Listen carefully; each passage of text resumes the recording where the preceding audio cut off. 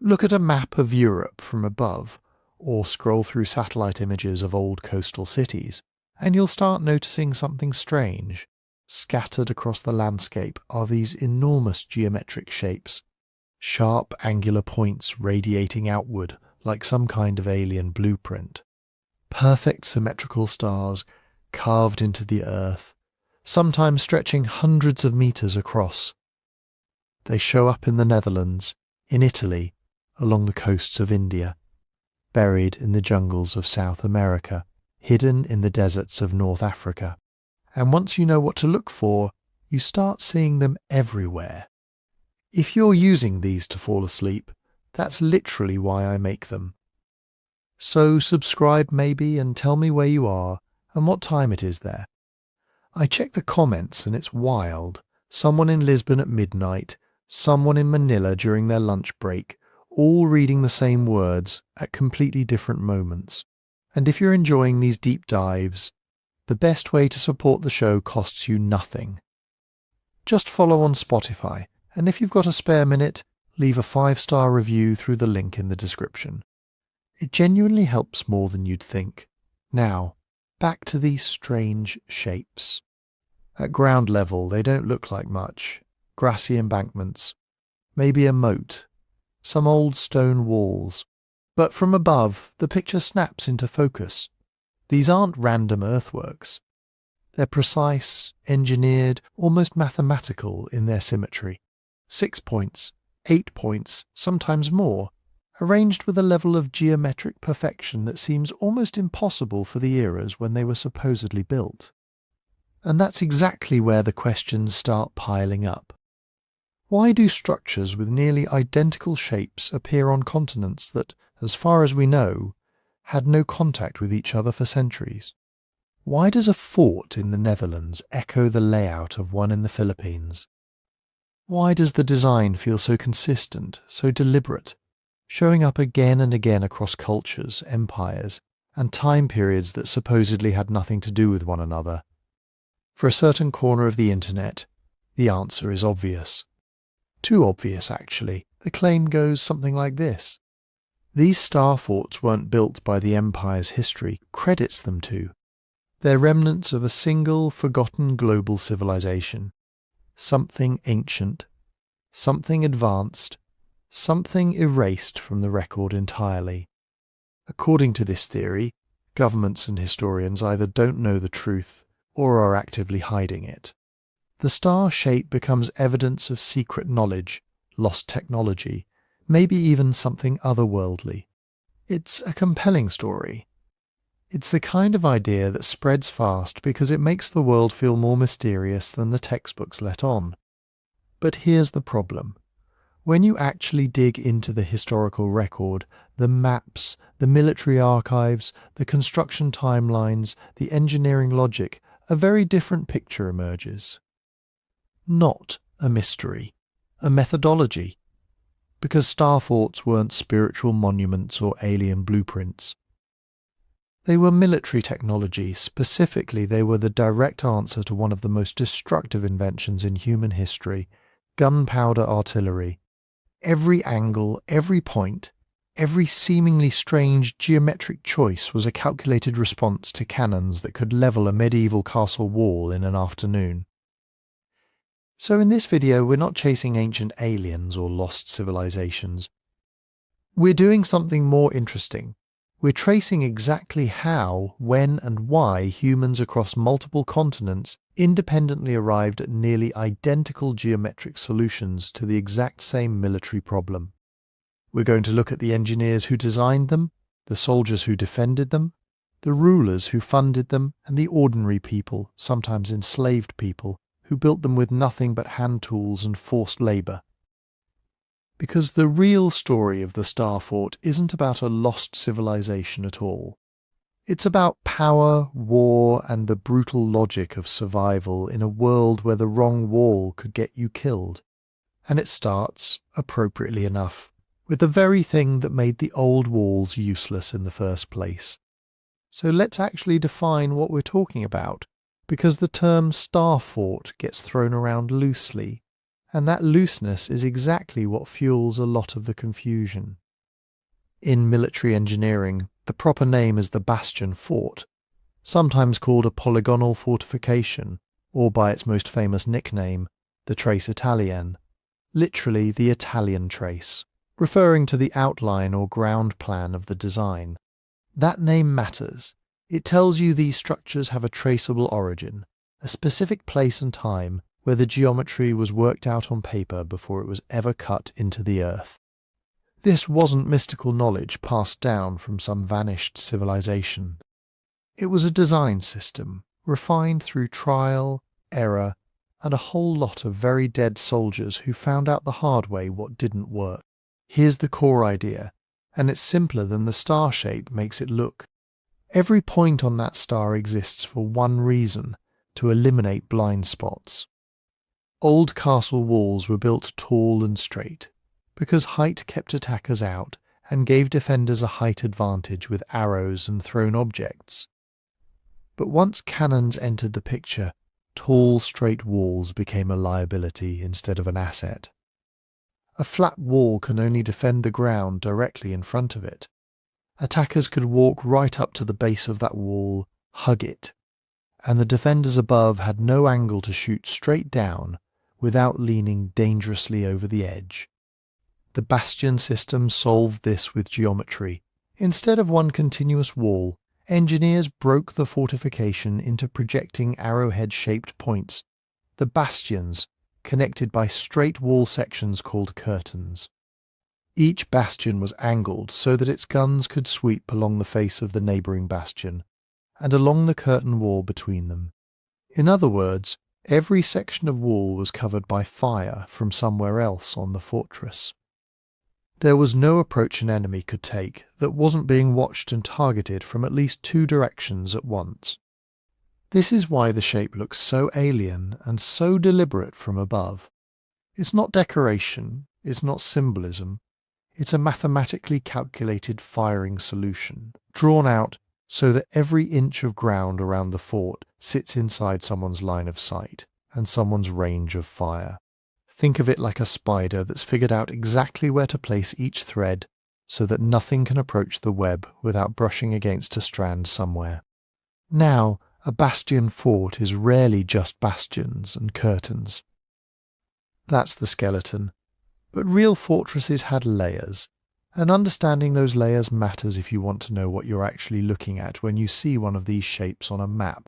Directly in front of the curtain walls, engineers often placed a ravelin, a smaller triangular structure sitting out in the ditch, detached from the main wall.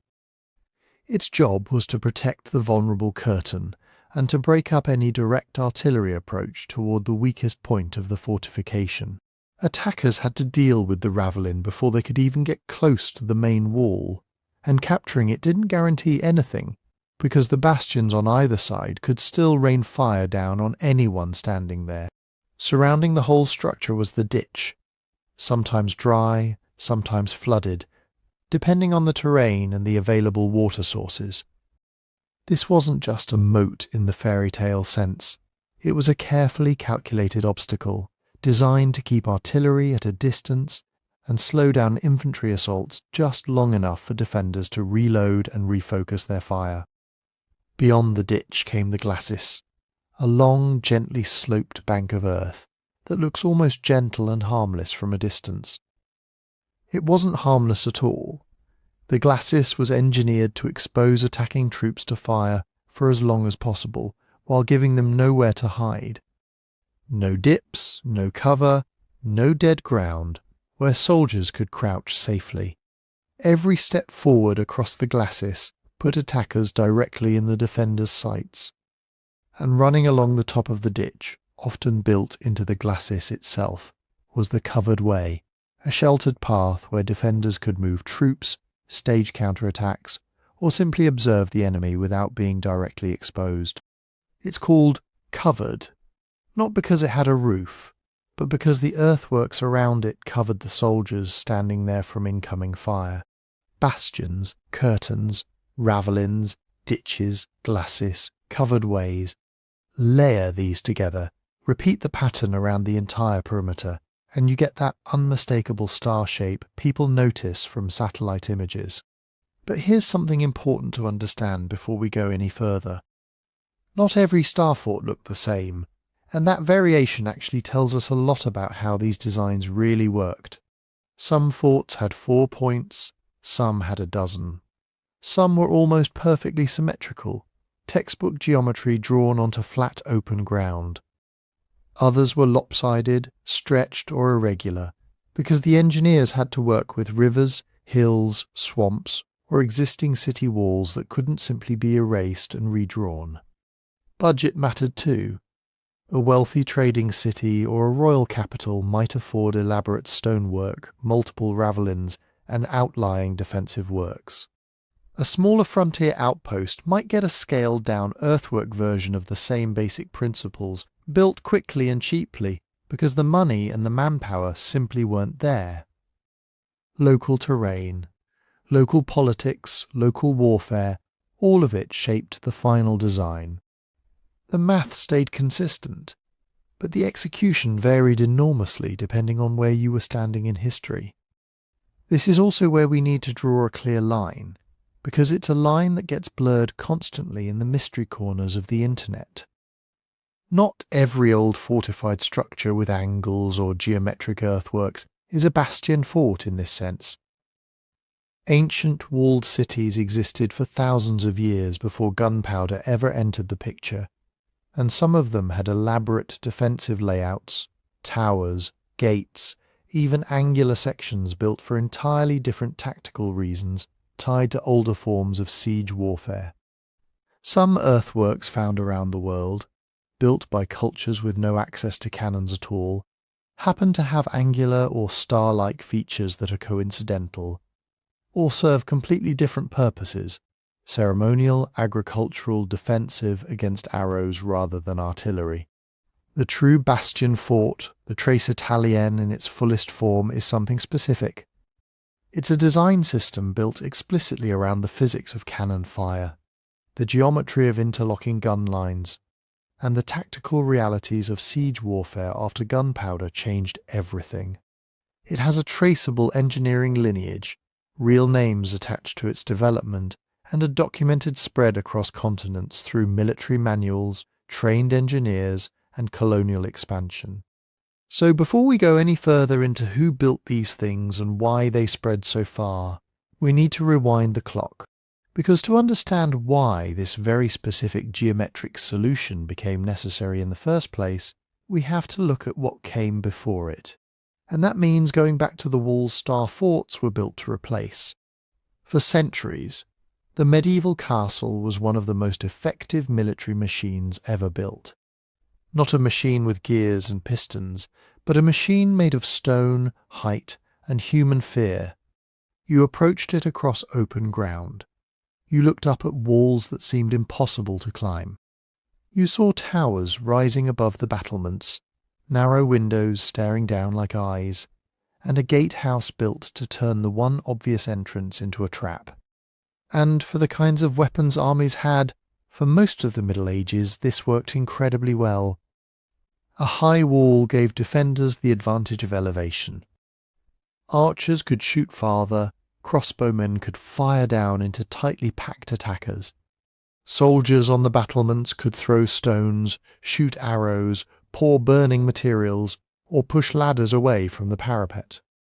To get over the wall, attackers needed ladders, siege towers, ropes, or a breach, and making a breach in a well-built stone wall was a brutal job. They could try mining underneath it, digging tunnels to collapse the foundations. They could bring up a battering ram, assuming they could get it through arrow fire and close enough to the gate. They could build a siege tower taller than the wall, then somehow roll this enormous wooden structure across muddy ground, while defenders tried to burn it down. Or they could simply wait, cut off supplies, poison wells, starve the defenders, and hope the people inside surrendered before the attacking army ran out of food itself. Medieval siege warfare was slow because castles were designed to make it slow. That was the point. A castle did not always need to be invincible. It only needed to hold out long enough for a relieving army to arrive, for winter to force the enemy home, for disease to spread through the besiegers, or for the attacker to decide there were easier targets somewhere else. And the walls were only part of it. Towers gave defenders a commanding view in every direction. From a round tower or a square keep, men could watch roads, valleys, rivers, and nearby villages. They could see an army coming days before it arrived. Towers also allowed defenders to fire along the length of the walls connecting them. An attacker trying to scale one section of wall could be shot at not just from above, but from the side. Then there were gatehouses. The gate was the weakest part of any fortification, because sooner or later somebody had to get in and out. So medieval architects made gates into layered killing zones. A drawbridge, a portcullis, heavy wooden doors reinforced with iron, sometimes a second gate behind the first, narrow passages where attackers could be trapped, fired on through murder holes or crushed between barriers. If the castle was built on a hill surrounded by a ditch, or placed beside a river crossing, the landscape itself became part of the defence. This was not primitive warfare. Medieval builders understood fortification extremely well. They adapted castles to local terrain, improved their gatehouses, added outer walls, strengthened towers, and learned from every siege. Some of the greatest castles in Europe were not simply noble residences with pretty battlements. They were concentrated expressions of political power.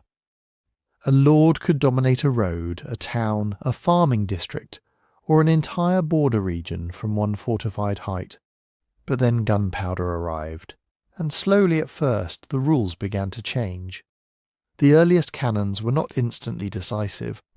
They were unreliable, difficult to transport, dangerous to their own crews, and often less accurate than anyone would have liked. Early artillery could be useful for terror, noise, and occasional destruction, but it did not immediately make every castle obsolete. For a long time, old defences and new guns existed together. Castles added firing platforms. Defenders mounted small cannon in towers. Armies used artillery alongside crossbows, cavalry, sappers, and siege engines that would have been familiar generations earlier. But the technology kept improving. Cannons became larger. Gunpowder became more reliable. Metalworking improved. Stone shot, and later iron shot, could be fired with greater force and greater consistency. Artillery trains became an organised part of an army, rather than a few experimental weapons dragged along behind it. And once rulers learned how to move heavy guns across roads, rivers, and mountain passes, the medieval wall faced a problem it had never been designed to solve. Picture a tall castle wall. It looks strong because it is tall. It dominates the landscape. It is thick enough to resist arrows, ladders, rams, and the impact of older siege engines. But cannonballs do not care how impressive a wall looks. They hit the same area again and again. Each impact cracks mortar, loosens stone, and sends fragments flying. The wall absorbs the first blow, maybe the second, maybe the 20th. But artillery crews can keep firing, and height, which had once been the castle's greatest advantage, became part of the problem. A tall wall presents a large target. The higher it rises, the more masonry there is to shatter and collapse. When a cannonball struck the base or lower section of a vertical wall, the weight of all the stone above it worked against the defenders. Damage low down could cause huge sections to fail. A breach was not just a hole, it was an invitation. Once the wall collapsed into a slope of broken rubble, attacking infantry had a ramp leading toward the interior. The same thing happened to towers. For centuries, towers had been symbols of strength. They gave defenders height, visibility, and flanking fire. But against artillery, a tall tower was like placing a giant target above the wall. If its masonry cracked, if the floors inside collapsed, If ammunition or supplies stored there caught fire, the tower could become a disaster for the people it was meant to protect. There is a cruel logic to military technology. A feature that solves one problem can create another. High towers were excellent against men carrying ladders. They were much less excellent against men hauling bronze or iron cannon into range. The fall of Constantinople in 1453 became one of the most famous demonstrations of this new reality. The city's land walls were among the most formidable fortifications in the world, strengthened and repaired over centuries. Yet the Ottoman army brought massive bombards and used sustained artillery fire against them. The cannons alone did not win the siege. Infantry assaults, trenches, naval pressure, logistics, leadership, and the city's limited resources all mattered. But the message was impossible for rulers across Europe to ignore. Even ancient, celebrated walls could be battered open by guns. And once that lesson spread, every castle became a question mark. Could its walls take a bombardment? Could its towers survive? Could defenders place cannon where they could actually use them? Could an enemy establish guns on nearby high ground and pound one section of masonry until it gave way? The first responses were practical, improvised, and often expensive. Builders thickened existing walls, sometimes piling earth behind stone to absorb the impact of cannon fire. Earth was less dramatic than masonry, but it was remarkably useful. A cannonball that could crack stone might sink into packed soil, losing its energy without sending deadly shards across the fortress. Walls became broader, heavier, and in some places lower. Towers changed too instead of soaring upward. New defensive structures were often cut down, rebuilt lower, or replaced by squat gun towers with thick walls and wide platforms. Defenders needed space for cannon, room to load them, and openings large enough to fire through. These artillery platforms could mount guns that shot outward across the approaches, not just downward from impossible heights. Some castles added rounded gun towers because curved surfaces could deflect shots better than flat walls. Others built angular outworks in front of their older walls. Cities strengthened vulnerable gates, widened ditches, and created low earthen banks wherever they could. You can see this transitional world in fortifications from the late 15th century. Old medieval walls still standing, but wrapped in new earthworks, punctured with gun embrasures, and burdened with artillery positions that earlier builders never imagined. But these were patches on a system built for a different age. The deeper problem was not simply that walls needed to be thicker. It was that defenders needed a completely different way to control the ground around the fortress. A cannon could destroy a wall from a distance. Attackers could use their own guns to protect trenches as they crept closer. And the old pattern of high curtain walls broken by towers still left dangerous areas near the base of the defences, places where enemy soldiers could gather, dig, and prepare an assault. So military engineers began thinking from the ground outward, not from the skyline downward. Instead of asking, how high can we build this wall, they started asking, where can our guns fire? Which approach can an attacker use? Can every stretch of ditch be swept by artillery? Can an enemy cannon find a straight shot at the main wall? How do we force an army to expose itself at every stage of the approach? That change in thinking is the real birth of the Star Fort. Not an ancient secret, not a ceremonial pattern visible only from the sky. Not evidence of a lost civilization with impossible knowledge.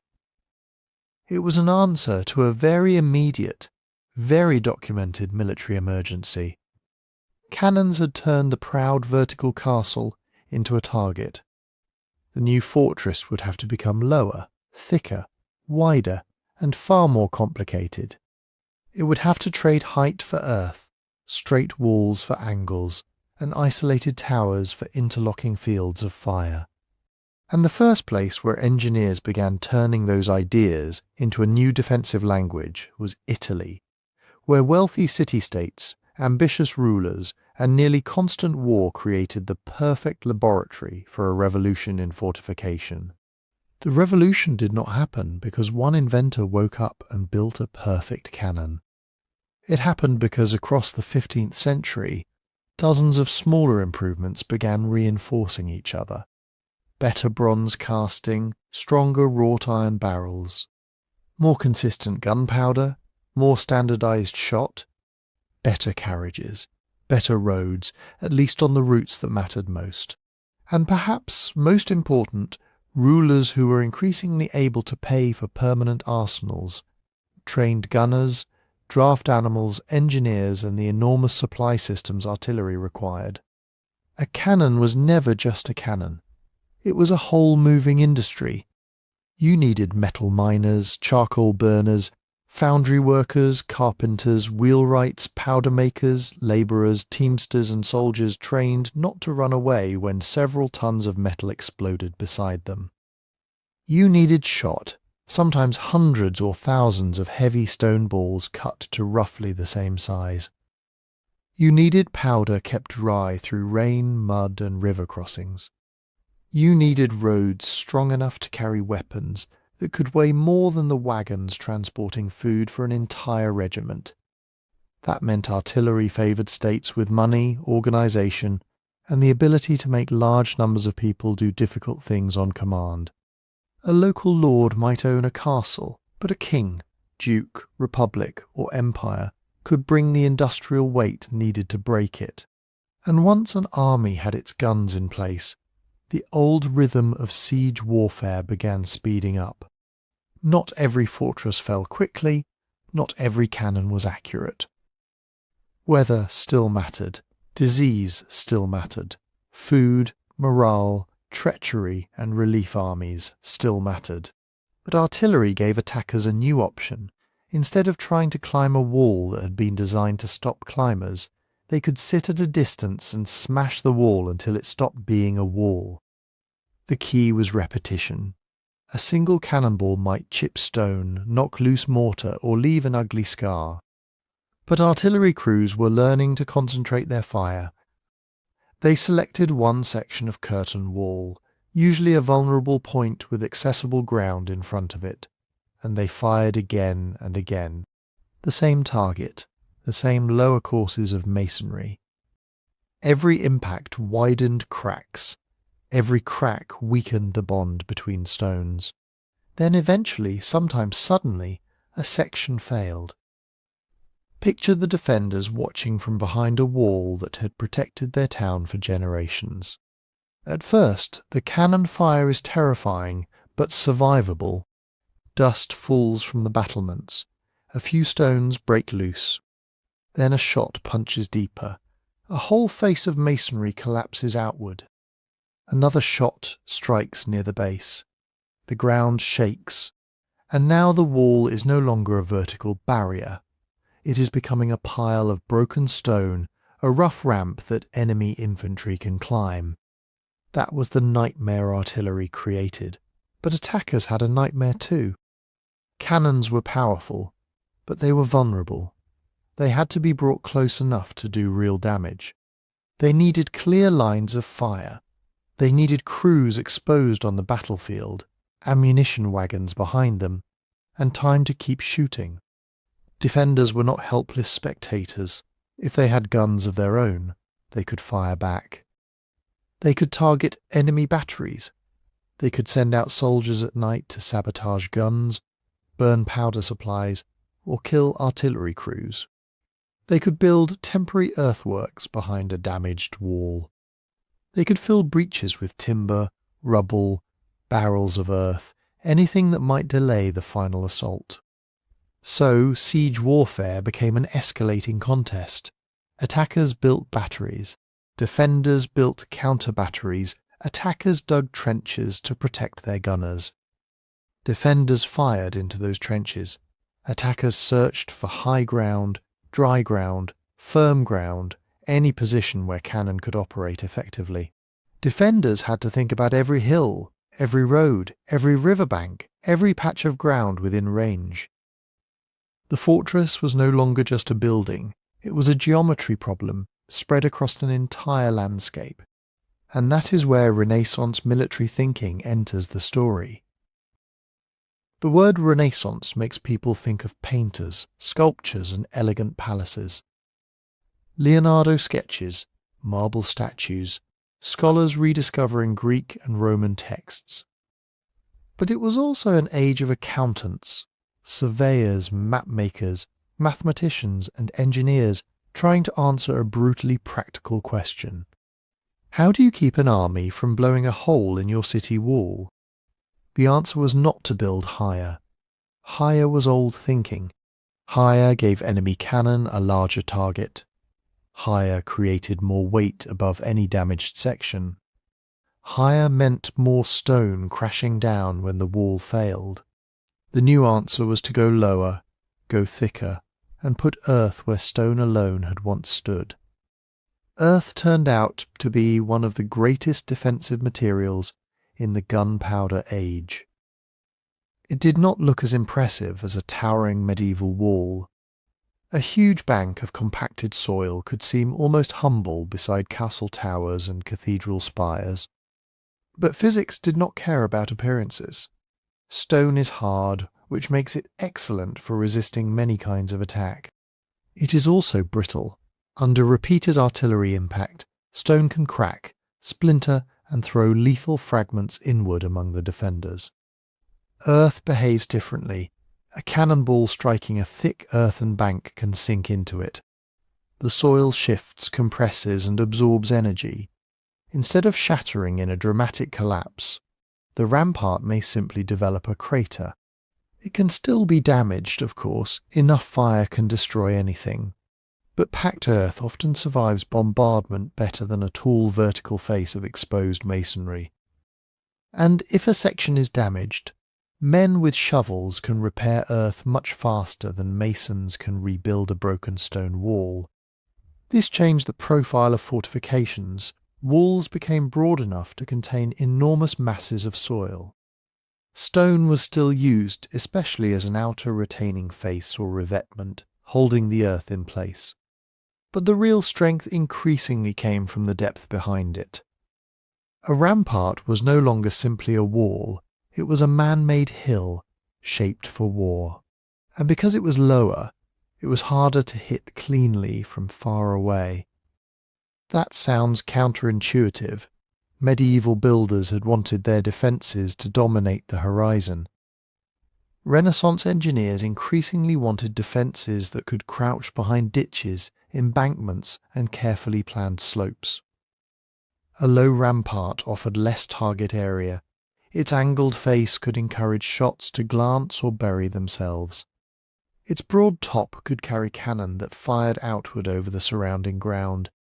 The fortress was beginning to flatten itself into the landscape, becoming less like a castle and more like a defensive machine. But low walls created a new problem. If defenders could no longer rely on height, how could they see and shoot at attackers close to the base of the rampart? How could they stop men from gathering in sheltered corners, digging trenches, or placing their own guns near the ditch? This is why angles became so important. A straight wall can fire forward. It struggles to fire along its own length. The ground directly beside it can become a dangerous blind spot, a place attackers can approach with relative protection. Medieval towers had partly solved this by projecting outward from the walls, allowing defenders to shoot sideways. But the new artillery age demanded something larger, stronger, and designed around cannon rather than arrows. Engineers began experimenting with projecting gun platforms, rounded towers, angled works, and reinforced corners. The goal was simple, even if the designs became incredibly complex. No attacker should be able to approach one section of wall without being exposed to fire from another section. Every ditch needed to be swept, every approach needed to be covered. Every enemy battery position needed to be considered before the first shovel touched the ground. This was military science, But it was not science in an abstract classroom sense. It was science written in mud, smoke, blood, and broken masonry. Engineers studied angles because soldiers died in blind spots. They calculated the height of ramparts because cannonballs followed predictable paths. They measured distances because a gun positioned 50 meters too far forward or too far back might fail to cover a critical stretch of ditch. They surveyed hills because one overlooked ridge could turn a fortress into a target. And they learned from failure. A city that survived one siege might rebuild differently before the next. A breached wall could become a lesson. A captured fortress could be inspected by the very engineers who had attacked it. Plans, sketches, and technical knowledge moved across Europe with mercenaries, diplomats, princes, prisoners, and craftsmen. Italian city-states fought French armies. French armies encountered Burgundian methods. Ottoman artillery demonstrated its power in southeastern Europe and the Mediterranean. Nobody had a monopoly on the new warfare for long. The result was an arms race made of soil and stone. Attackers improved their guns. Defenders improved their ramparts. Attackers brought more powerful batteries.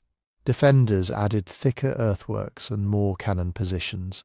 Attackers dug closer under cover of trenches.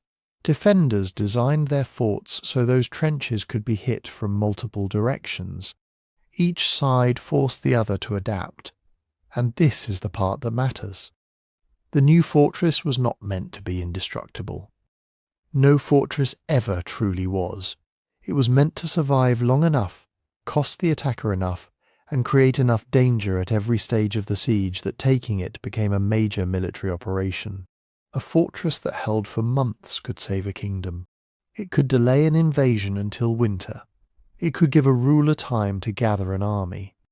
It could protect a port, a river crossing, a tax centre, or a capital city. It could force an enemy to spend money, men, powder, and precious weeks beneath its walls. In an age of repeated wars, survival depended on learning faster than the cannon crews outside your gates. And nowhere did that pressure become more intense, more inventive, or more visible than in the divided, wealthy, and war-torn cities of Renaissance Italy. Italy was not one country then. It was a crowded patchwork of republics, duchies, papal territories, kingdoms, and independent cities, all competing for land, trade, prestige, and survival. Venice controlled a maritime empire and a growing mainland domain. Florence fought to protect its republican independence, then its Medici rulers. Milan sat on the rich plains of Lombardy. The papal states divided central Italy. Naples dominated the south. Smaller powers, from Ferrara to Siena to Mantua, survived by diplomacy when they could and by force when they had to. And across this fractured landscape sat some of the richest cities in Europe. They had banks, workshops, arsenals, universities, shipyards, printing presses, and rulers capable of hiring specialists from almost anywhere. They also had something else. They had enemies close by. A fortress in northern Italy might face a rival city 20 miles away. A strategic river crossing could change hands repeatedly. A mountain pass, a port, a fertile valley, a road leading toward Rome, all of it could become the reason for a siege. And because the Italian states were wealthy, they could not simply be ignored. Foreign powers wanted in. Then, in 1494, the French King Charles VIII crossed the Alps with an army that included a powerful artillery train. His invasion of Italy did not invent cannon warfare. Artillery had already been changing fortification for decades. But the speed with which French guns battered through older defences made the danger impossible to dismiss. Cities that had trusted medieval walls suddenly had to ask a terrifying question. What happens when the enemy can bring the wall down before help arrives? The answer was not discovered in one dramatic moment. There was no single genius who drew the first perfect star on a sheet of paper and changed warfare forever. There was no hidden blueprint from a vanished civilization, no secret geometry uncovered beneath an ancient ruin. The trace Italienne, literally the Italian system or Italian outline, emerged through trial, error, rebuilding, and the hard lessons of siege after siege. One city tried thicker ramparts, another lowered its walls. Another built a broad, projecting gun platform at a vulnerable corner. Another discovered that a rounded tower could absorb artillery better than an old square tower, but still left dangerous areas unprotected. Engineers observed. Armies attacked, defenders improvised. Then everybody copied whatever seemed to work, and in Italy news travelled fast. Mercenary captains moved between states. Architects entered military service.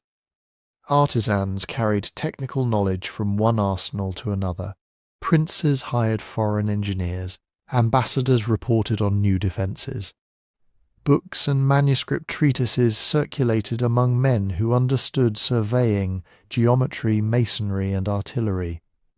A wall built in Verona might be studied by a Venetian official. A siege around Florence might be discussed in Milan. A new fortification outside Rome might influence designs in France, Spain, the Low Countries, or the Habsburg lands. This was one of the great changes of the Renaissance. Knowledge that had once been closely tied to local building traditions increasingly became portable. It could be measured, drawn, copied, debated, and improved. Military engineers became essential figures in this new world. Some were trained builders, some were artists and architects. Some were soldiers who had learned through campaigns. Some were mathematicians, mapmakers, or artillery specialists. The boundaries between these professions were not always clear. A man might design a palace one year, survey a canal the next, and plan a city's defences when war came. Names such as Francesco di Giorgio Martini, Giuliano da Sangallo, Michele San Michele, and later Antonio da Sangallo the Younger appear in the story, because they helped turn scattered practical solutions into more deliberate systems. Their surviving drawings show the process happening in real time. Experiments with low ramparts, thick walls, angular projections. Gun positions, ditches, detached outer works. Plans that look strange to modern eyes because the familiar star shape was still being invented. Even Leonardo da Vinci, better known for paintings and impossible flying machines, produced designs for military works and thought intensely about artillery, fields of fire, and the weaknesses of traditional defences. That does not mean Leonardo invented the star fort. He did not, but it shows how deeply warfare had entered the intellectual life of Renaissance Italy. Geometry was no longer only for paintings, churches, and ideal cities.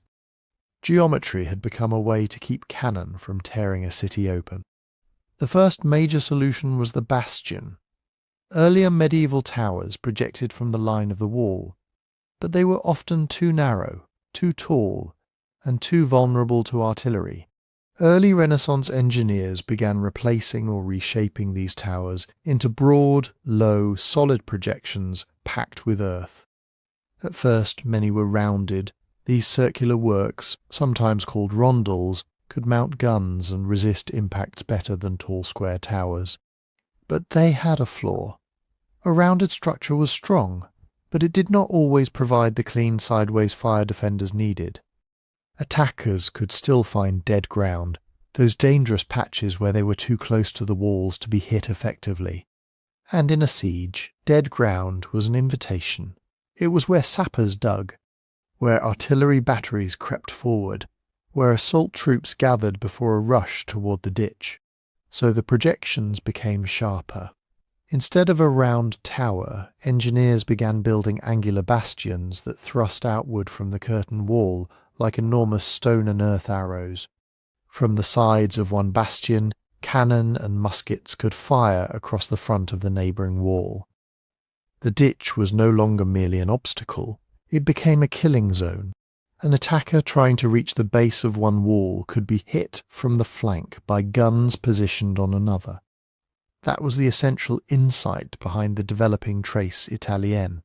Do not merely make the wall stronger. Make every part of the defence protect every other part. A fortification was becoming a linked system. Bastions covered curtains. Curtains connected bastions. Ditches slowed attackers beneath overlapping fire. Sloping outer banks made direct bombardment harder. Broad ramparts held guns and absorbed shot. The city wall was no longer a single barrier surrounding urban life. It was an interlocking machine designed to control the ground outside it. Verona became one of the clearest laboratories for this new approach. Its strategic position on routes between the Alps, Venice, and the Italian interior made it too important to neglect. Under Venetian rule, its defences were repeatedly modernised, especially in the 16th century, as the Republic adapted to the realities of artillery warfare. The city's walls were lowered, thickened, and expanded with powerful bastioned works. Verona was not simply enclosed, it was reshaped into a fortified obstacle capable of resisting a modern siege. Venice itself faced a different problem. The lagoon protected the city from many conventional attacks, but the Republic's mainland territories did not enjoy that advantage. Venice had to defend roads, rivers, frontier towns and ports across a wide and vulnerable region. Its engineers worked constantly on places such as Padua, Bergamo, Brescia and Palmanova, the latter eventually becoming one of the most famous idealized star-shaped fortress towns in Europe. Florence learned its lessons under even more personal pressure. The city had long possessed formidable medieval walls, but political upheaval and foreign invasion made old assumptions look fragile. During the siege of Florence in 1529 and 1530, defenders rapidly improved earthworks and artillery positions around the city. Michelangelo, yes, the Michelangelo of the Sistine Chapel and David, was appointed to help oversee Florentine fortifications. Again, he was not the lone inventor of a new system, but his involvement reveals the scale of the emergency. In Renaissance Italy, the greatest artist of the age could be called upon to study hills, walls, ditches, and firing angles because the survival of a city might depend on them. And survival was never guaranteed. Florence eventually fell. Other cities fell too. The new defences could delay armies, punish attackers, and alter strategy, but they could not make a city invulnerable. A fortress could be bypassed, starved, betrayed, isolated, or overwhelmed by an army with enough money, artillery, and time. The point was to make conquest costly enough that rulers had to think twice before trying. Italy's engineers were learning this under the most ruthless conditions imaginable. French armies invaded. Spanish armies intervened. The Holy Roman Empire entered the struggle. Papal alliances shifted. Italian rulers hired mercenaries who might fight for one employer this season and another the next. The Italian wars, stretching through much of the late 15th and 16th centuries, turned the peninsula into a battlefield where every new defensive idea was tested against increasingly organised artillery forces. That is why the trace Italienne was born there. Not because Italians possessed some mysterious ancient knowledge, not because the shape of a star had magical properties, but because Renaissance Italy combined wealth, political fragmentation, military competition, technical skill, and repeated invasion in one intensely pressured environment. Every state had reasons to innovate. Every city had examples nearby of what happened when somebody failed. Over time, the pointed bastion became more regular. The walls between bastions became more carefully calculated. Ditches, outworks, covered paths, and gun platforms multiplied. Plans became cleaner on paper, even as the realities of rivers, hills, old neighbourhoods, and limited budgets made every actual fortress imperfect. The Star Fort was not born as a star, It emerged slowly from broken medieval walls, improvised earthworks, engineers' sketches, and the memory of cannon fire. And once Italian builders had shown what this new system could do, the idea would move far beyond the peninsula, carried by armies, empires, and the growing machinery of the modern state. But why points? Why not simply build a thick wall in a circle, pack it with cannon, and call it secure? Because a fortress has a problem that becomes deadly the moment an attacker reaches its base. The closer the enemy gets to the wall, the harder that wall is to defend. Imagine standing on top of a straight curtain wall. You can fire outward, toward the field. You can fire at troops approaching from a distance. But directly below you, against the foot of the wall, there is a strip of ground you cannot easily hit. Your own wall blocks the angle. That strip is dead ground. And dead ground was where an attacking army wanted to be. Once troops reached the ditch or the base of the rampart, they could begin digging. Sappers could tunnel toward foundations. Engineers could prepare batteries. Assault parties could gather ladders, fascines, powder barrels, and tools. They were no longer exposed in the open field. They were hiding in the shadow of the defence itself. A medieval tower helped somewhat. It projected beyond the wall, allowing defenders to look and shoot along part of the adjacent curtain. But the old towers had been designed for arrows, crossbows, and hand-to-hand fighting. Cannon changed the scale of the problem.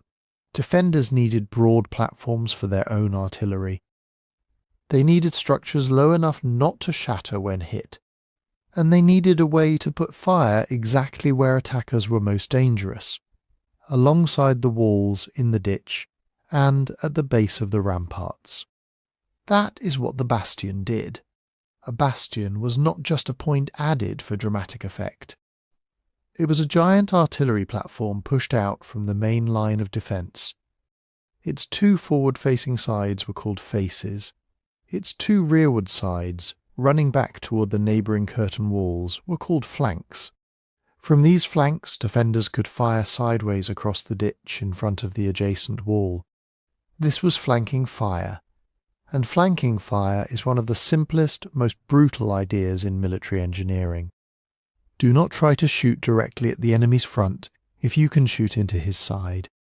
An attacker moving toward a curtain wall might believe he is attacking the weakest-looking section between two bastions. But the moment he enters the ditch, guns from the bastion to his left can sweep across him. Guns from the bastion to his right can do the same. Musketeers can add smaller, faster fire. The wall he is approaching may not be firing directly down at him very effectively. It does not need to. The neighbouring defences are doing the work. Think of it like crossing a narrow corridor while both side walls are firing inward. Every step forward carries you deeper into the danger zone. This is why the star shape was really a pattern of mutual protection. Each point was positioned so it could defend the spaces beside it. Each straight wall, the curtain, was watched by bastions on either end. The ideal was that no attacker could approach any section without being seen, measured, and hit from an angle. Not every fort achieved that ideal. Ground was rarely cooperative. Rivers bent, hills rose, old buildings stood in the way. Budgets disappeared, engineers disagreed, but the principle remained constant. Every part of the fortress must cover every other part. The angles also mattered against cannon fire. A cannonball striking a wall straight on transfers much of its force directly into the masonry. Repeated impacts can crack, loosen, and eventually breach the structure. But an angled surface changes the encounter.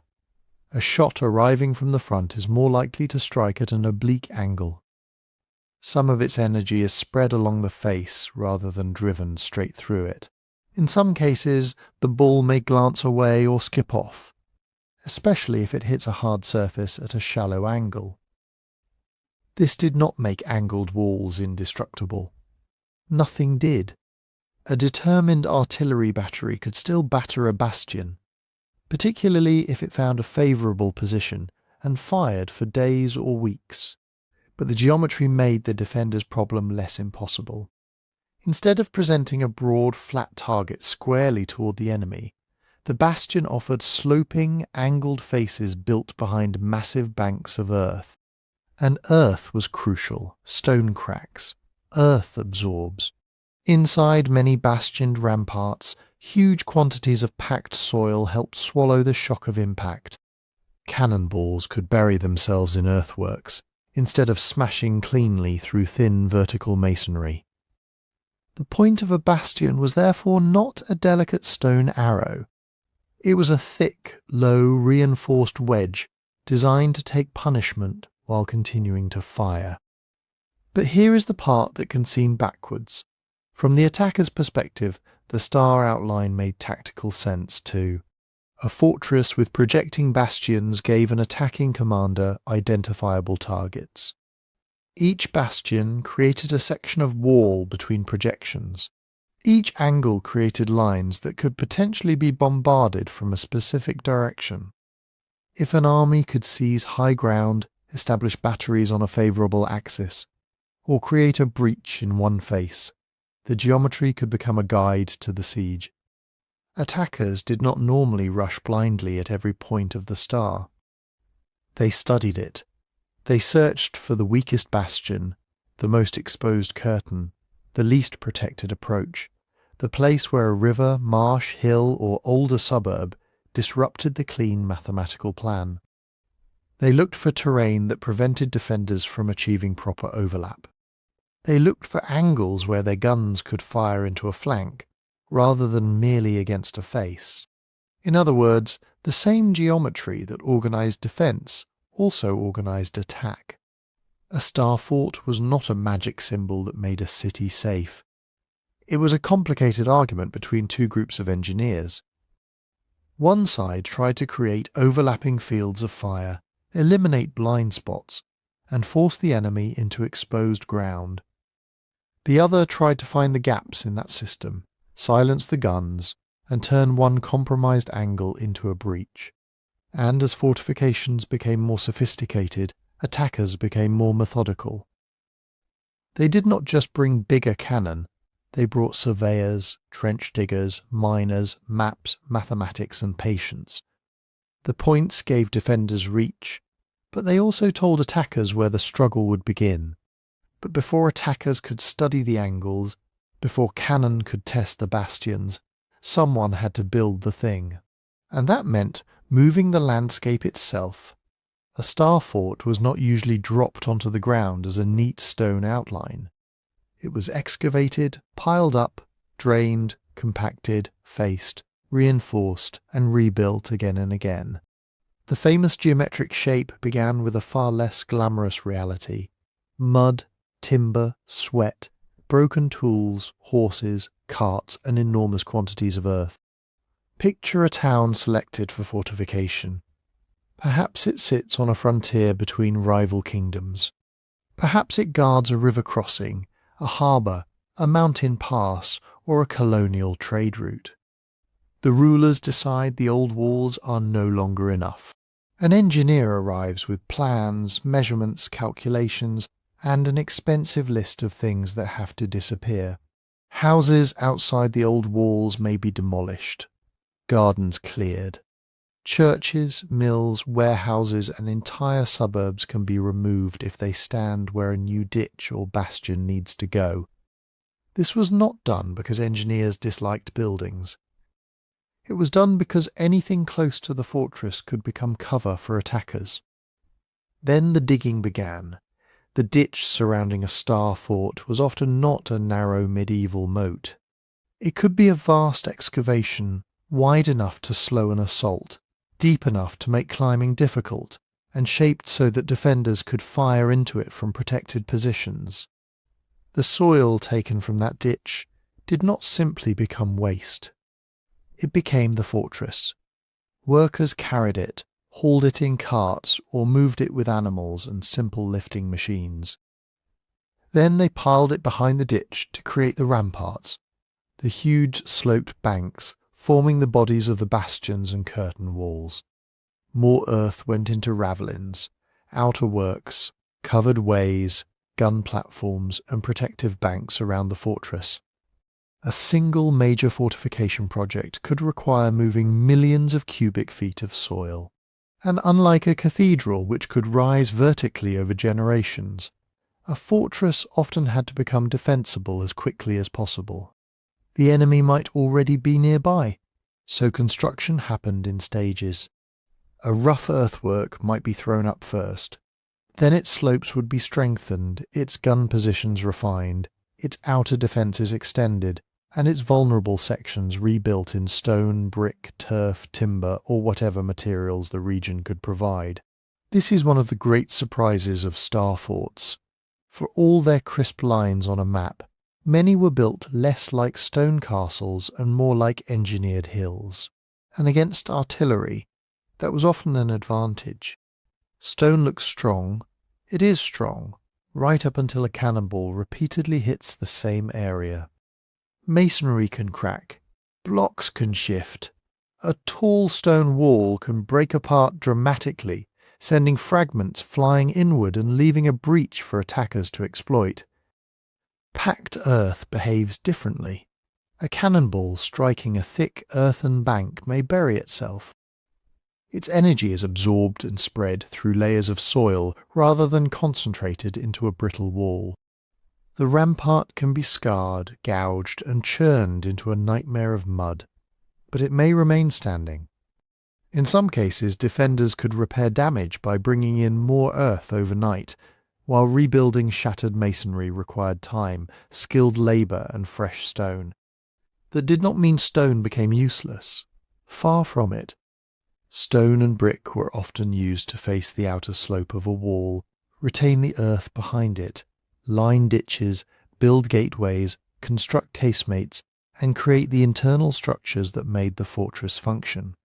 But the real mass of the defence was frequently soil. Earth was cheap, local, and surprisingly hard to destroy. Of course, it was also vulnerable to something stone walls cared about less: water. Rain could soften a rampart. A flooded ditch could become a defensive advantage, but uncontrolled water could undermine foundations, collapse retaining walls, turn supply roads into swamps, and make gun platforms unstable. In low-lying regions, especially the Netherlands, water management became as important as cannon placement. Engineers had to understand canals, sluices, dikes, pumps, drainage channels, and seasonal flooding.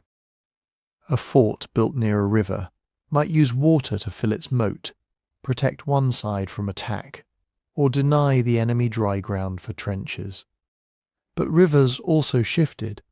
They flooded, they eroded banks, they carried ice, debris and disease. A moat that looked impressive in summer could become an obstacle to the defenders themselves in winter. So beneath the clean geometry was a hidden network of practical engineering.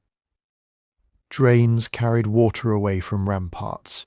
Culverts passed streams through defensive lines. Foundations were driven into firm ground when possible. Where the soil was soft, builders might use timber pilings, layers of brushwood, or broad masonry bases to spread the weight. In marshy terrain, the fortress could become a constant struggle against sinking, seepage, and decay. And every location demanded different materials. In one region, builders had abundant limestone. In another, they relied on brick because good building stone was scarce. Coastal forts might use coral stone, shell lime, or imported masonry. Forested areas supplied timber for piles, platforms, revetments, scaffolding, and temporary shelters. Earth itself varied. Clay could be packed tightly. Sandy soil drained well but might slump. Gravel, turf, fascines made from bundles of branches, and woven gabions filled with soil all had their uses. There was no single universal star fort. There was a shared defensive logic adapted to local ground, local resources, local climate, and local budgets. And budgets mattered constantly. A fortress was one of the most expensive things a state could build. It consumed land, materials, transport, wages, tools, animals, food, and ammunition. It required engineers who could survey angles and calculate lines of fire. Surveyors laid out the plan. Masons built revetments and gateways. Carpenters shaped timber structures. Blacksmiths made tools, fittings, and hardware. Quarry workers cut stone. Brickmakers fired thousands, sometimes millions of bricks. Soldiers dug, hauled, and guarded the site. But soldiers and paid craftsmen were not the whole story. Many fortifications depended heavily on forced labour. Local peasants could be compelled to provide labour, carts, animals, or materials. Prisoners of war might be put to work. Enslaved people were used on fortifications in parts of the colonial world. In some places, communities were ordered to contribute labour as a tax obligation, whether they could afford the lost time or not. The star shape on a map can look elegant. On the ground, it was often built through exhausting human labour, under strict discipline, in heat, rain, disease and danger, and it was rarely finished. A ruler might inaugurate a new bastion. An engineer might declare the main enceinte complete. But then artillery improved. A neighbouring power built new siege batteries. A river changed course. A bastion settled. An outer work was added. A suburb expanded into the field of fire. Decades passed, and the fortress kept growing. Some fortress cities were rebuilt across generations. The people living inside them may have spent their entire lives hearing carts of earth, seeing new walls rise, and watching familiar neighbourhoods disappear beyond the expanding defensive perimeter. So, when we look at a star fort today, we should not imagine a single moment of construction. We should imagine a machine built from earth and water, stone and fire, a machine designed by mathematics, paid for by states, and assembled by thousands of hands. But once that machine was complete, another question emerged. Could geometry really make a fortress unbeatable? Could geometry really make a fortress unbeatable? For a while, some engineers came close to believing it could. Not literally unbeatable. No serious military engineer thought a wall could survive forever under unlimited bombardment, starvation, betrayal, or a sufficiently large army. But they believed geometry could turn warfare into a calculation. Give every wall the correct angle. Put every bastion at the correct distance. Make every ditch deep enough, every rampart thick enough, every gun position able to support the next. And an attacker would face a deadly problem with no easy solution. This was the dream behind the Star Fort. By the 16th and 17th centuries, fortification had become a technical science. Engineers carried measuring chains, compasses, levels, rulers, and surveying instruments. They studied Euclid. They calculated distances in paces, feet, toises, or local units. They made maps of towns, rivers, hills, roads, and fields. They built wooden models, sometimes astonishingly detailed, showing bastions, gates, ditches, barracks, arsenals, and the surrounding countryside. Military manuals multiplied across Europe.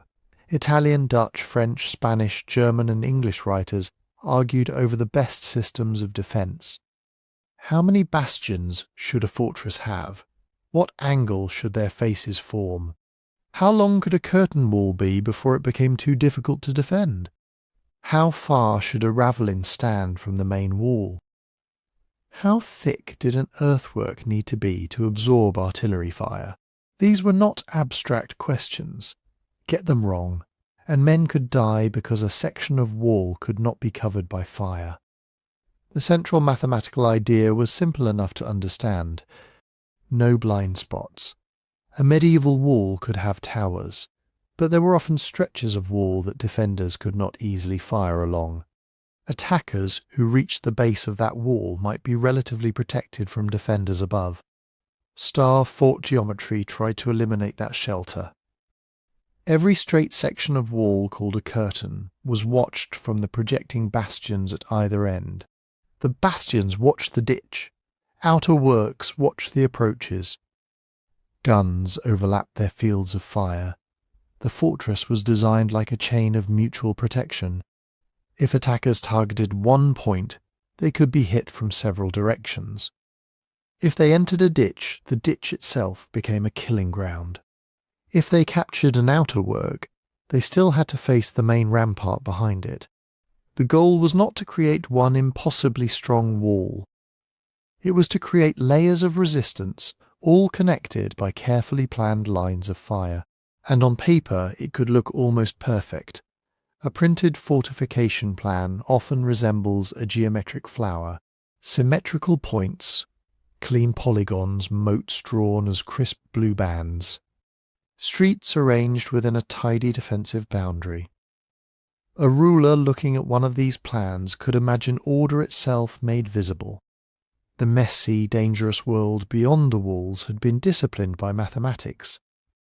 But then the engineer arrived at the actual site, and the actual site had a river running through it, or a steep hill overlooking the town, or soft ground that would not hold a heavy masonry wall, or an old castle occupying the exact place where a bastion ought to stand, or a harbour that had to remain open, or suburbs full of homes, workshops, churches and markets, or a coastline bent into an inconvenient curve.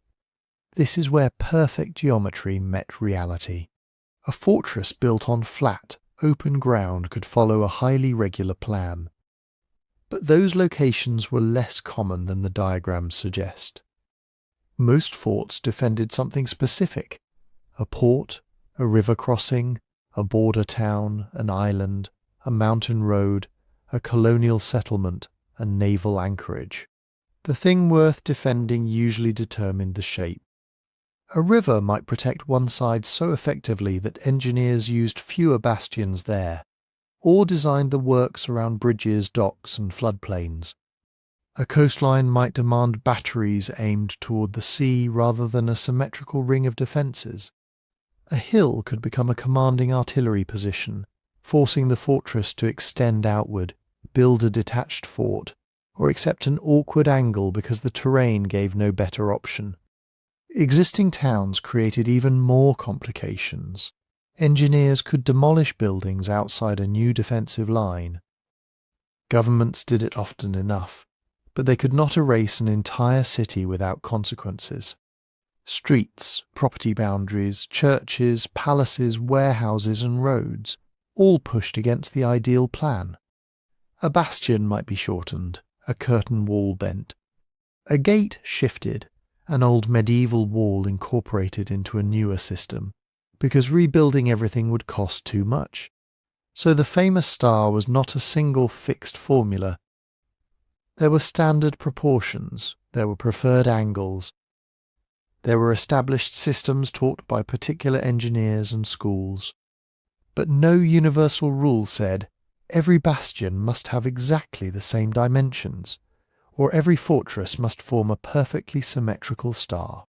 The correct design depended on artillery range, local terrain, available labour, building materials, military budgets, and the size of the garrison expected to defend it. A huge fortress with too few soldiers was not strong. It was just a very expensive perimeter. That was another limit of geometry. A plan could show ideal lines of fire, but guns needed crews. Ditches needed maintenance, gates needed guards, powder needed storage. Food needed to last through a siege. Engineers could calculate angles, but they could not calculate away disease, panic, corruption, bad leadership, or a relief army that never came. And attackers learned too. Siege engineers studied the same mathematics. They mapped the fort, they measured distances, they found weak ground. They dug trenches in angled zigzags to reduce exposure to fire. They positioned batteries where the terrain gave them an advantage. A fortress was a machine, yes, but a siege was a machine built to dismantle it. This is why geometric sophistication should not be mistaken for mysterious lost knowledge. Star forts can look alien from above, especially when their sharp points remain visible centuries later. It is tempting to imagine an ancient civilization possessing impossible surveying skills, or some forgotten technology capable of laying out perfect designs across the earth. But the historical record is much more concrete, and in many ways more impressive. We have engineering manuals, contracts, maps, letters, account books, construction records, siege reports, and surviving plans. We can watch the ideas develop from late medieval defences into Renaissance systems, then spread through armies, states, colonies, and empires. The geometry was real, the skill was real, but it belonged to documented engineers working with practical instruments, accumulated knowledge, and enormous human labour. And nowhere did that practical intelligence become more important than in the Low Countries, where the ground itself could become a weapon. Because in the Netherlands the question was not just how to build walls against cannon, it was how to defend a country that could be flooded on purpose. And that changed the entire logic of fortification. In most of Europe, an army approaching a fortress had to overcome walls, ditches, guns, and defenders. In the Netherlands, it might have to overcome the country itself.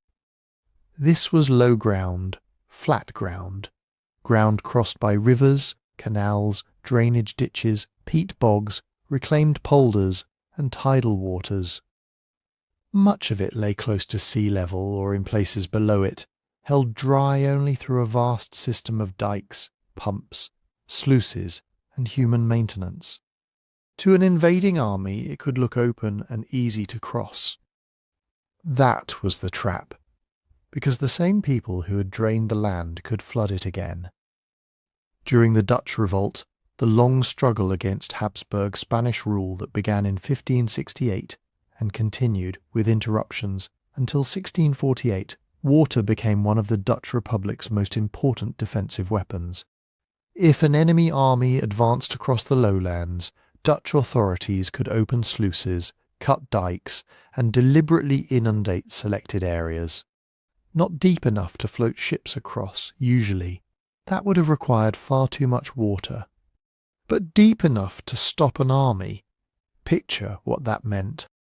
A broad expanse of water covering fields, roads, and villages.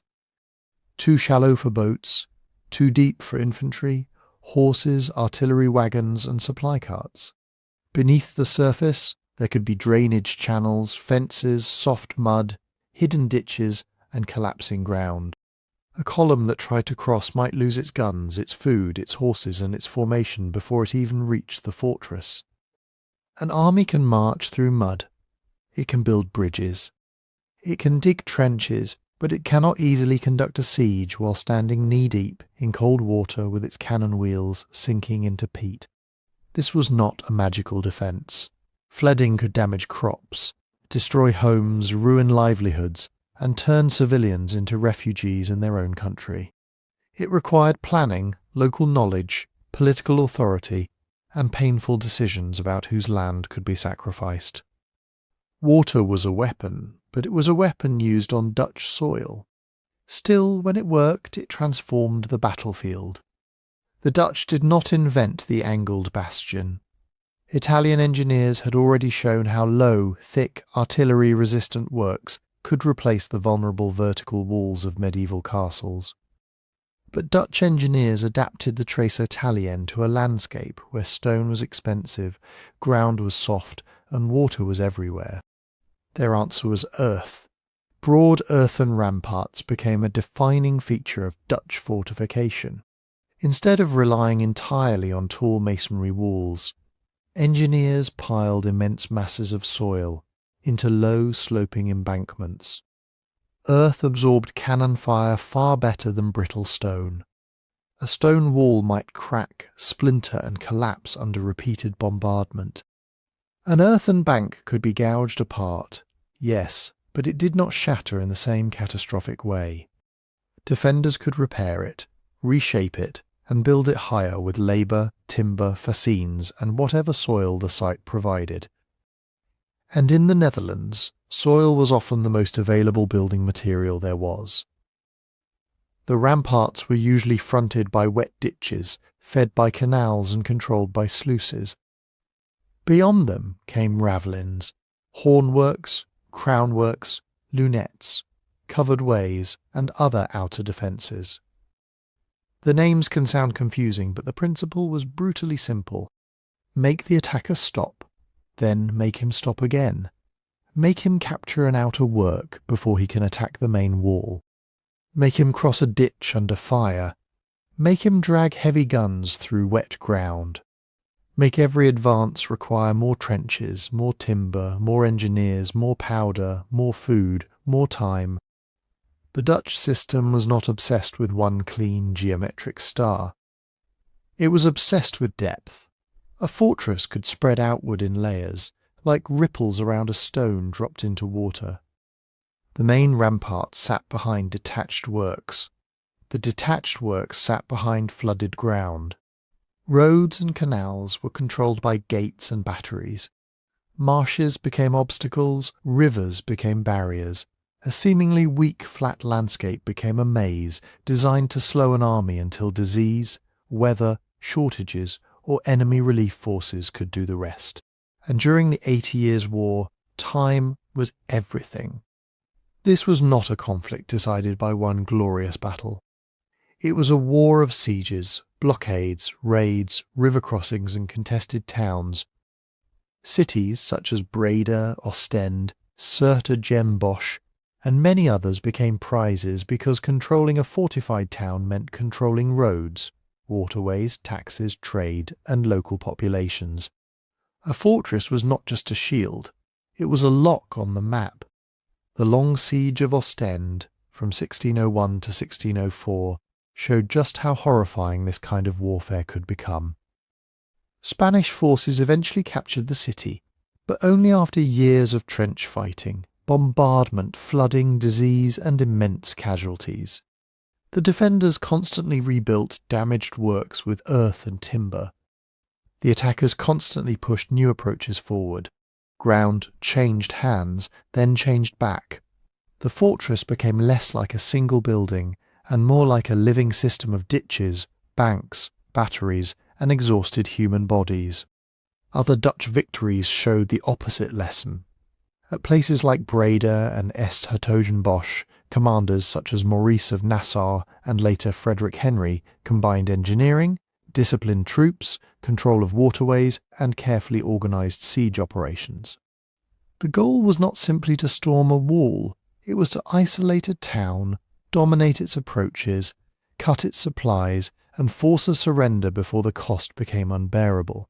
This demanded a new kind of military state. Not just brave soldiers, but surveyors, mapmakers, hydraulic specialists, carpenters, labourers, artillery crews, administrators and officials capable of organising enormous quantities of food, tools, timber, powder and earth-moving labour. Dutch defence grew out of Dutch society itself, a commercial republic already experienced in managing water, maintaining infrastructure, moving goods, and coordinating communities across a densely populated landscape. And other governments noticed. Dutch engineers, printed manuals, maps, and practical experience influenced fortification across northern Europe. Their methods travelled into Germany, Scandinavia, the Baltic region, Britain, and Russia. They travelled overseas too, carried through Dutch trading networks and colonial expansion to fortified ports and settlements in Asia, Africa, and the Americas. The shape changed from place to place. A tropical harbour needed different defences than a wet European frontier. But the underlying lesson remained the same. Do not fight the terrain. Turn it against the enemy, and soon another engineer would take these lessons of earth, water, geometry, and prolonged siege warfare and refine them into the most famous fortress system in Europe. His name was Vauban. Vauban did not invent the star fort. He did not wake up one morning, draw a perfect polygon on paper, and transform warfare by himself. The angled bastions, low ramparts, wet ditches, detached outworks, and carefully calculated fields of fire had been developing for more than a century. Italian engineers had created the first trace Italienne. Dutch engineers had adapted it to waterlogged ground and long wars of siege. Spanish, imperial, English, Swedish, and countless other engineers had all contributed to the growing science of fortification. But Sébastien Le Prestre de Vauban did something different. He turned that accumulated knowledge into a system of state power. Born in 1633, in a France still divided by regional loyalties, noble rivalries, and the scars of civil war, Vauban rose through military service to become the most influential engineer in the service of King Louis XIV. He was not merely an architect of walls, he was a soldier, surveyor, strategist, administrator, and obsessive problem solver. And he lived in the age when France was trying to become something new. Not just a kingdom with castles scattered across its territory. A centralized state with borders. That distinction matters. Medieval frontiers were often vague. Authority overlapped. A lord might control one valley, a bishop another, a city another, and a neighbouring monarch might claim all three. Borders were less like sharp lines on a map, and more like wide, uncertain zones where power faded, mixed and changed hands. Vauban helped make those zones harder, more visible and more permanent. Under Louis XIV, France fought repeated wars against coalitions of European powers. The kingdom expanded in some places, lost ground in others, and faced threats along long exposed frontiers. The Spanish Netherlands to the north, the Rhineland to the east, Alpine routes to the southeast, and the Pyrenees to the south. You could not defend all of that with one giant wall. So Vauban helped create something more practical, a network. Fortified cities, river crossings, coastal ports, mountain passes, supply depots, roads and garrisons, all arranged to support one another. Each place had to fit the terrain, each had to cover a route, deny a crossing, protect a province, or serve as a base for an army moving forward. A fortress was no longer simply a place where local people hid when raiders appeared. It became a component in a national machine. Vauban called for what later became known as the pré carré, literally the square field, a defensive arrangement of strongholds along France's vulnerable northern border. The phrase sounds almost peaceful, like a neat patch of land behind a fence, but the fence was made of artillery. The idea was to replace a messy frontier of isolated possessions with two linked lines of fortified towns. If one place fell, another could support the response. If an enemy crossed the border, it would be forced to deal with strongpoint after strongpoint. French armies, operating from their own fortified bases, could move supplies, shelter troops, and strike at an invader already slowed by siege work. This was geometry, but it was also bureaucracy. Every fortress needed plans, measurements, budgets, stone, timber, lime, iron, powder, tools, transport animals, skilled masons, engineers, labour gangs, permanent garrisons, storehouses full of grain, officials who could record what had been built, what had decayed, and what still needed repair. A king who could build and maintain such a system was demonstrating more than military strength. He was demonstrating that his government could reach into the landscape itself. Take a town like Neuf-Brissac, founded after France lost the nearby fortress of Brissac in 1697. Vauban was tasked with creating a replacement across the Rhine. He did not simply reinforce an old medieval town. He planned an entire new fortified settlement laid out around enormous defensive works. Bastions projected outward. Ravelins guarded the approaches. Ditches and covered ways created layers of danger. The town inside was organised, measured, and enclosed by the military logic surrounding it. It was a fortress, yes, but it was also a statement. This land is claimed. This crossing is controlled. This population is governed. This border is not negotiable. And Vauban understood something else better than almost anyone of his generation. A fortress was only half the equation. The other half was how to take one. By Vauban's lifetime, siege warfare had become terrifyingly methodical. An attacking army could not simply rush at a well-designed star fort and hope courage would overcome geometry.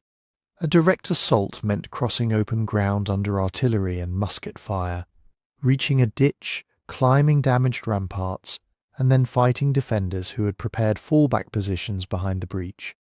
So Vauban refined the attack into a sequence. First, the besieging army surrounded the fortress and cut its roads, rivers, and supply routes. Then engineers began digging approach trenches, usually in zigzag lines, so defenders could not fire straight down them. These trenches crept forward in stages, protected by earthworks and artillery batteries. The attacker was not charging the fortress, he was crawling toward it. Vauban systematized the use of successive parallels, trenches running roughly parallel to the defended works. From these protected lines, troops and guns could be moved closer and closer. Batteries hammered selected bastions, while sappers pushed forward toward the covered way, the outer protected path around the fortress. The goal was not necessarily to smash everything flat. It was to make resistance mathematically unbearable. Every day the defenders lost more guns, more men, more sleep, more ammunition, more usable space. Every day the besiegers brought their artillery closer. Vauban also developed the use of ricochet fire, arranging artillery shots to skip along the tops of enemy ramparts and sweep positions that had once seemed protected. The fortress still had teeth, but the siege had become a machine designed to pull them out one by one. This is why Vauban's name became so famous. He was associated not only with imposing defences, but with successful sieges conducted with extraordinary preparation. In an age that still celebrated battlefield heroics, he showed that engineering, logistics, and disciplined labour could be as decisive as cavalry charges. Sometimes more decisive. But there was a darker side to this efficiency. A fortress network protected France from invasion. It also made it easier for the Crown to project force into newly acquired regions. Garrisons watched strategic towns. Gates controlled movement. Military governors answered to royal authority. Taxes and supplies flowed toward the frontier. Local communities had to provide labour, housing, transport and food. The fortress state did not just defend people, it organised them. And when war came, civilians trapped inside fortified towns paid a terrible price. Their homes could be demolished to clear fields of fire. Their crops could be seized, their wells and mills could be cut off. A town might survive because its walls held, while its population starved behind them. Vauban himself was not blind to the human cost of war. In later life, he criticised aspects of French taxation and wrote about poverty with unusual concern for someone so close to royal power.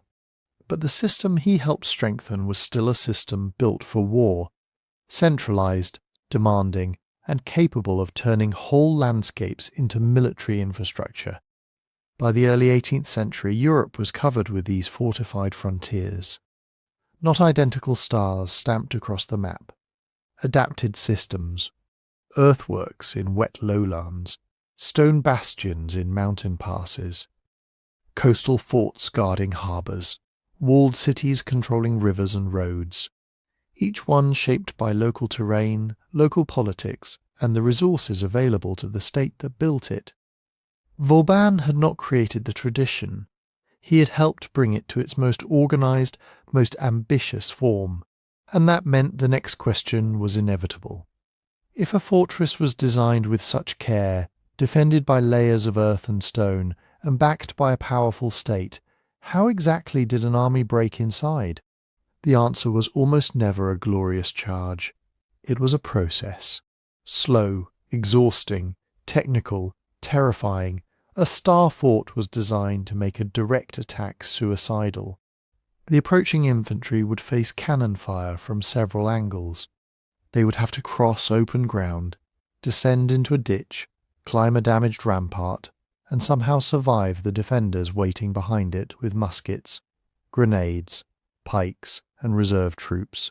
So a serious army did not begin by attacking. It began by looking. Engineers rode around the fortress, studying the ground from every possible direction. Where was the highest terrain? Which side had dry ground suitable for trenches? Where did a river, marsh, hill, wood, or village create an advantage? Which bastions could be reached most easily? Which outworks had to be captured before the main wall could even be threatened? They were searching for the weakest point, not necessarily a weak wall. A weak relationship between walls, terrain, water, roads, and supply routes. Then came the encirclement.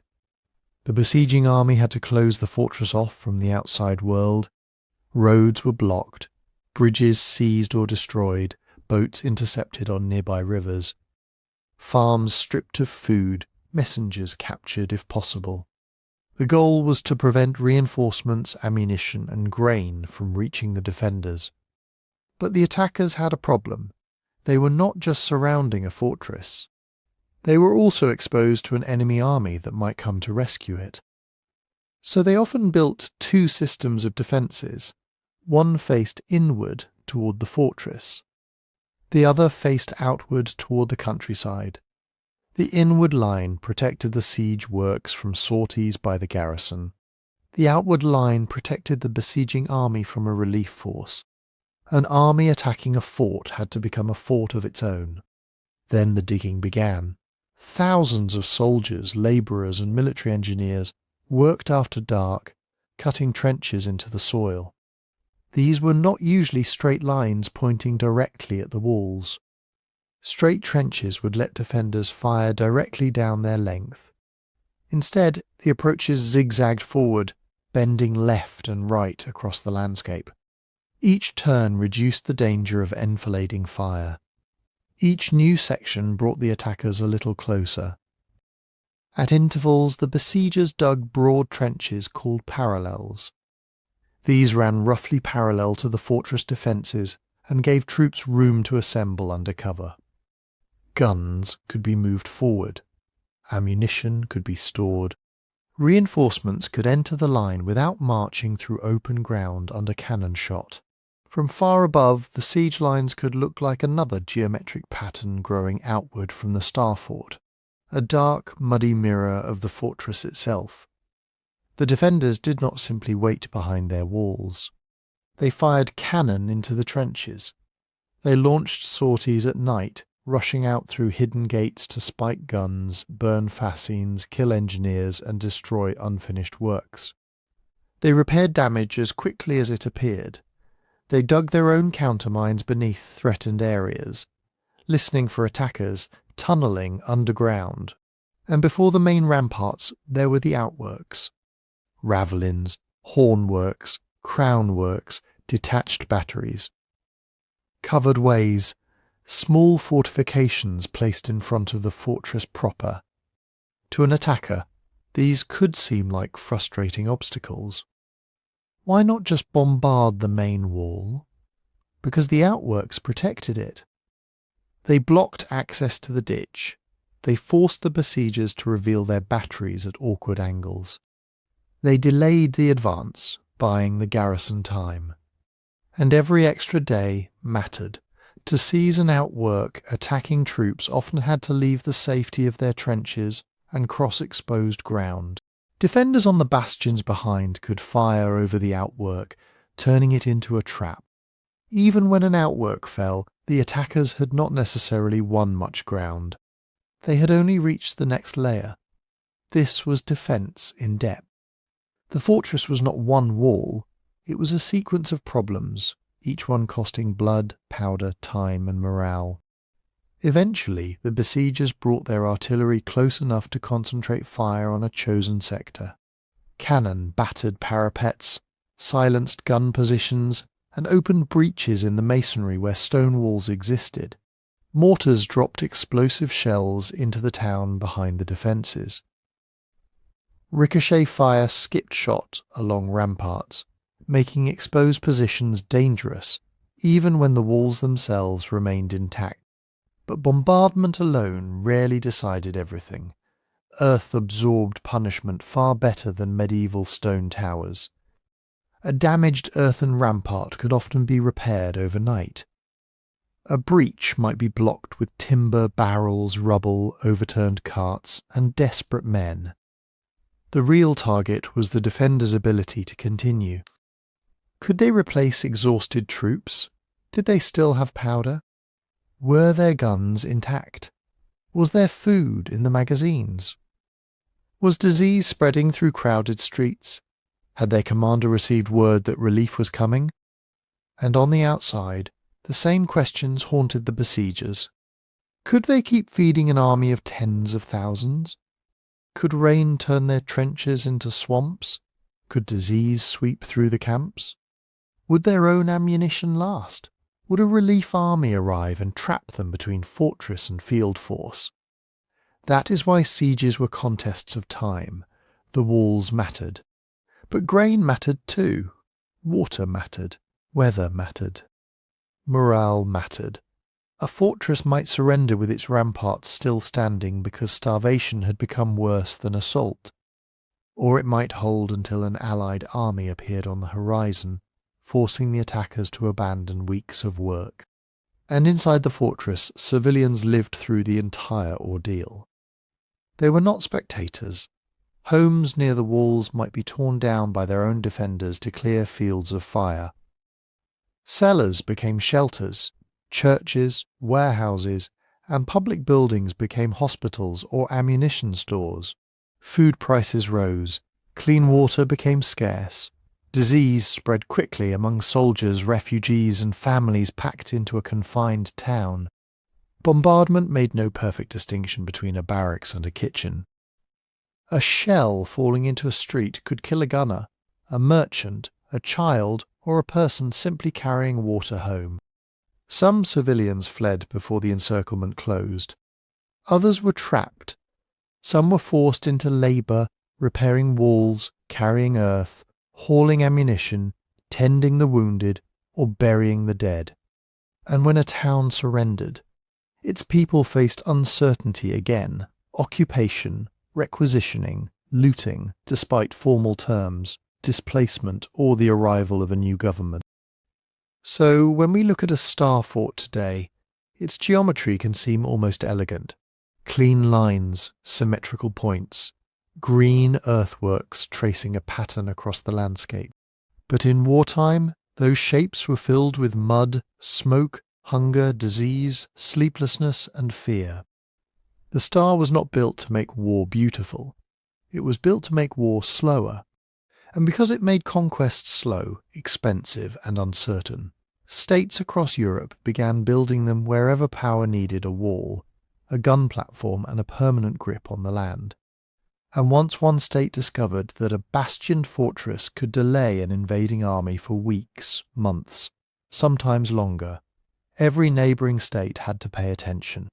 Because artillery did not respect borders, a cannon made in France could batter a wall in Italy. A Dutch engineer could study a Spanish fortress. A Portuguese governor on the Atlantic coast could receive plans influenced by Italian designs. The threat was widely shared, so the solution spread.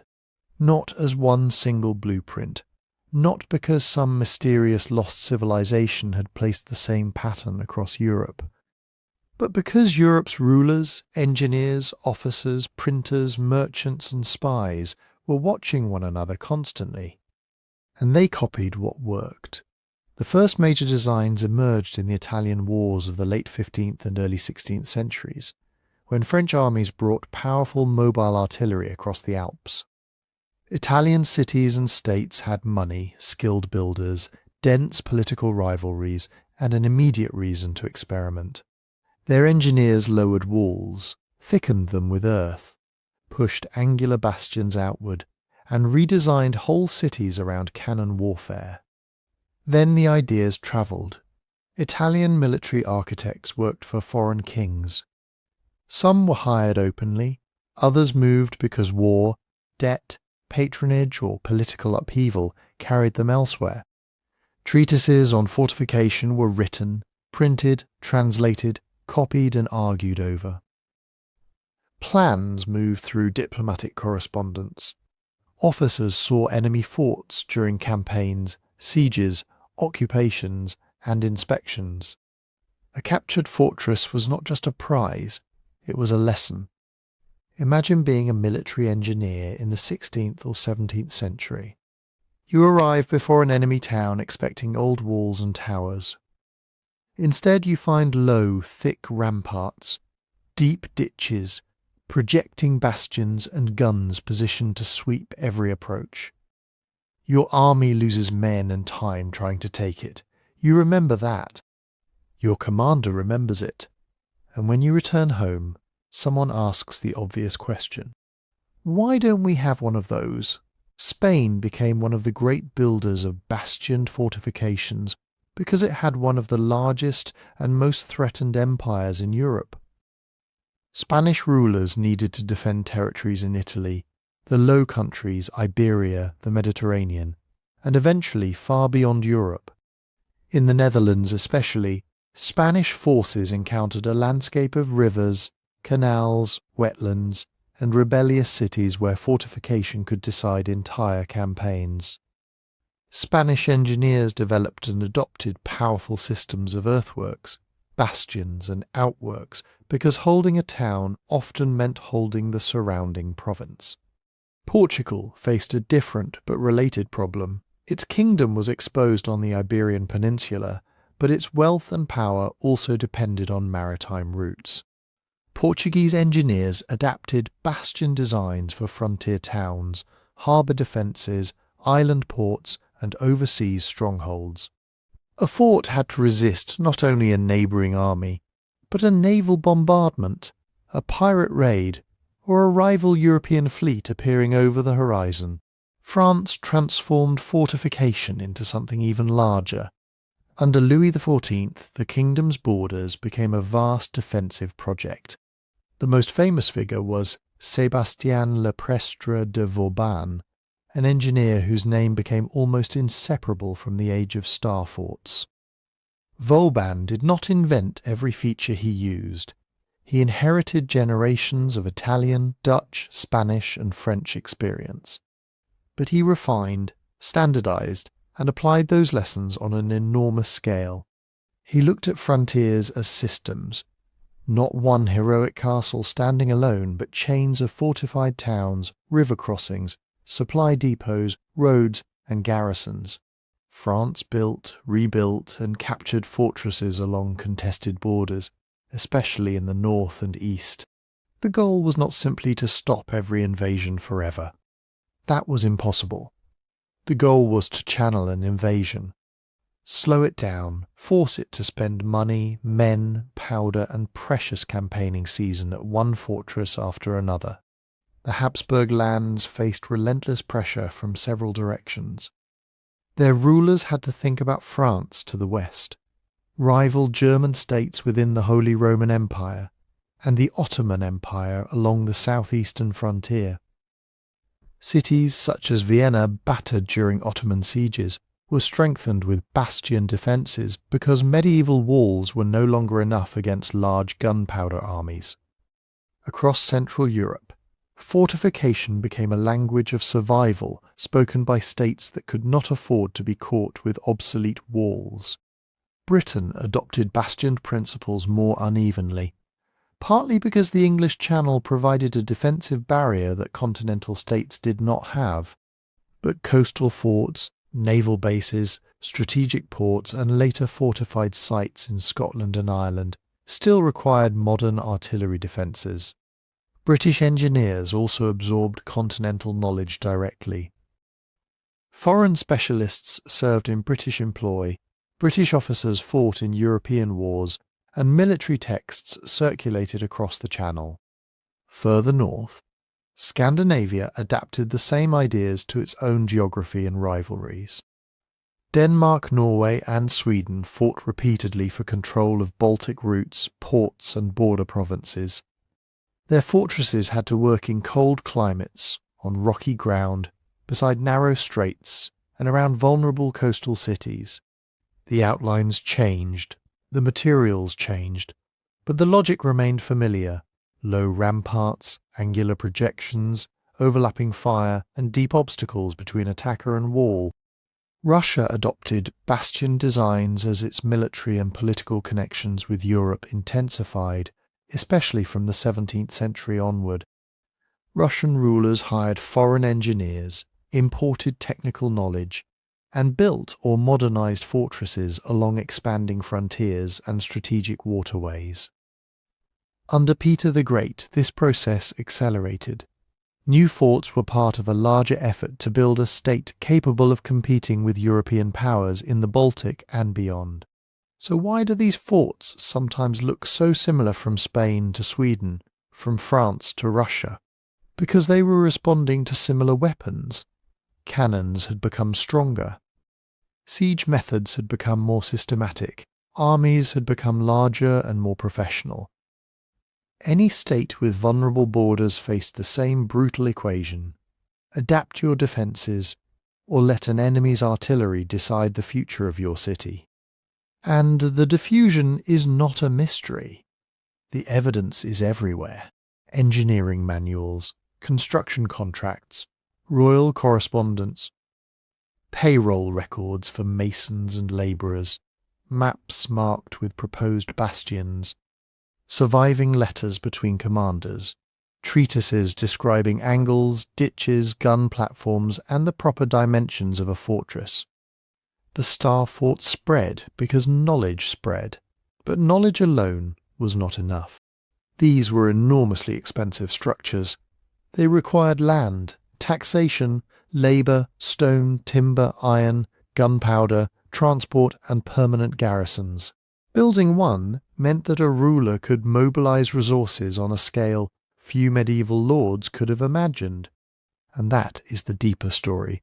The Star Fort was not just copied because it was effective. It spread because the emerging states of Europe were becoming powerful enough to build it. And once European states had learned to build fortresses as systems, they carried that system across the oceans. Not everywhere at once, not with one universal design, but wherever ships carried soldiers, merchants, cannon, priests, administrators, and cargo, fortification followed. Because an overseas empire was never just a coloured shape on a map. It was a chain of vulnerable places, a harbour where ships could take on water, a river mouth where goods from the interior reached the sea, an island anchorage where a fleet could shelter during storms, a narrow strait through which trade had to pass, a warehouse full of silver, spices, sugar, textiles, ivory, tobacco, or enslaved people, waiting to be shipped across the world. Control those points, and you could control far more territory than your garrison could actually patrol. That was why ports came first. A European power landing on a distant coast usually could not conquer an entire region immediately, even if it wanted to. It lacked soldiers, it lacked local knowledge, it often faced established kingdoms, cities, trading networks, and military powers that had existed long before Europeans arrived. But a fort at the water's edge was different. A fort could protect a harbour. It could mount guns against hostile ships. It could store supplies and ammunition. It could provide a defensible refuge for merchants and officials. And perhaps most importantly, it could make a claim look permanent. A flag could be taken down. A treaty could be ignored. But a bastioned fort with cannon, warehouses, a governor's residence and a garrison announced something much more serious. We intend to stay. In the Americas, Spanish engineers built and rebuilt major coastal defences around the routes that carried treasure fleets toward Europe. Havana became one of the most heavily fortified ports in the Spanish Empire, because ships carrying silver and other valuable cargo gathered there before crossing the Atlantic. Its defences were not built because Cuba was empty or undefended. They were built because rival powers knew exactly how much wealth moved through that harbour. In Cartagena de Indias, on the coast of present-day Colombia, fortifications grew into a vast defensive system of walls, forts, batteries, and channels guarded by cannon. The city was a crucial point in Spain's American empire, connected to trade, taxation, military movement, and the forced transport of enslaved Africans. Its defences had to account for shallow water, tropical heat, disease, mangrove ground, and the possibility of attack by sea or land. And they were tested. English and French raiders, privateers, and invading fleets repeatedly targeted Spanish ports. Francis Drake attacked Cartagena in 1586. Later assaults forced Spanish authorities to improve its defences again and again.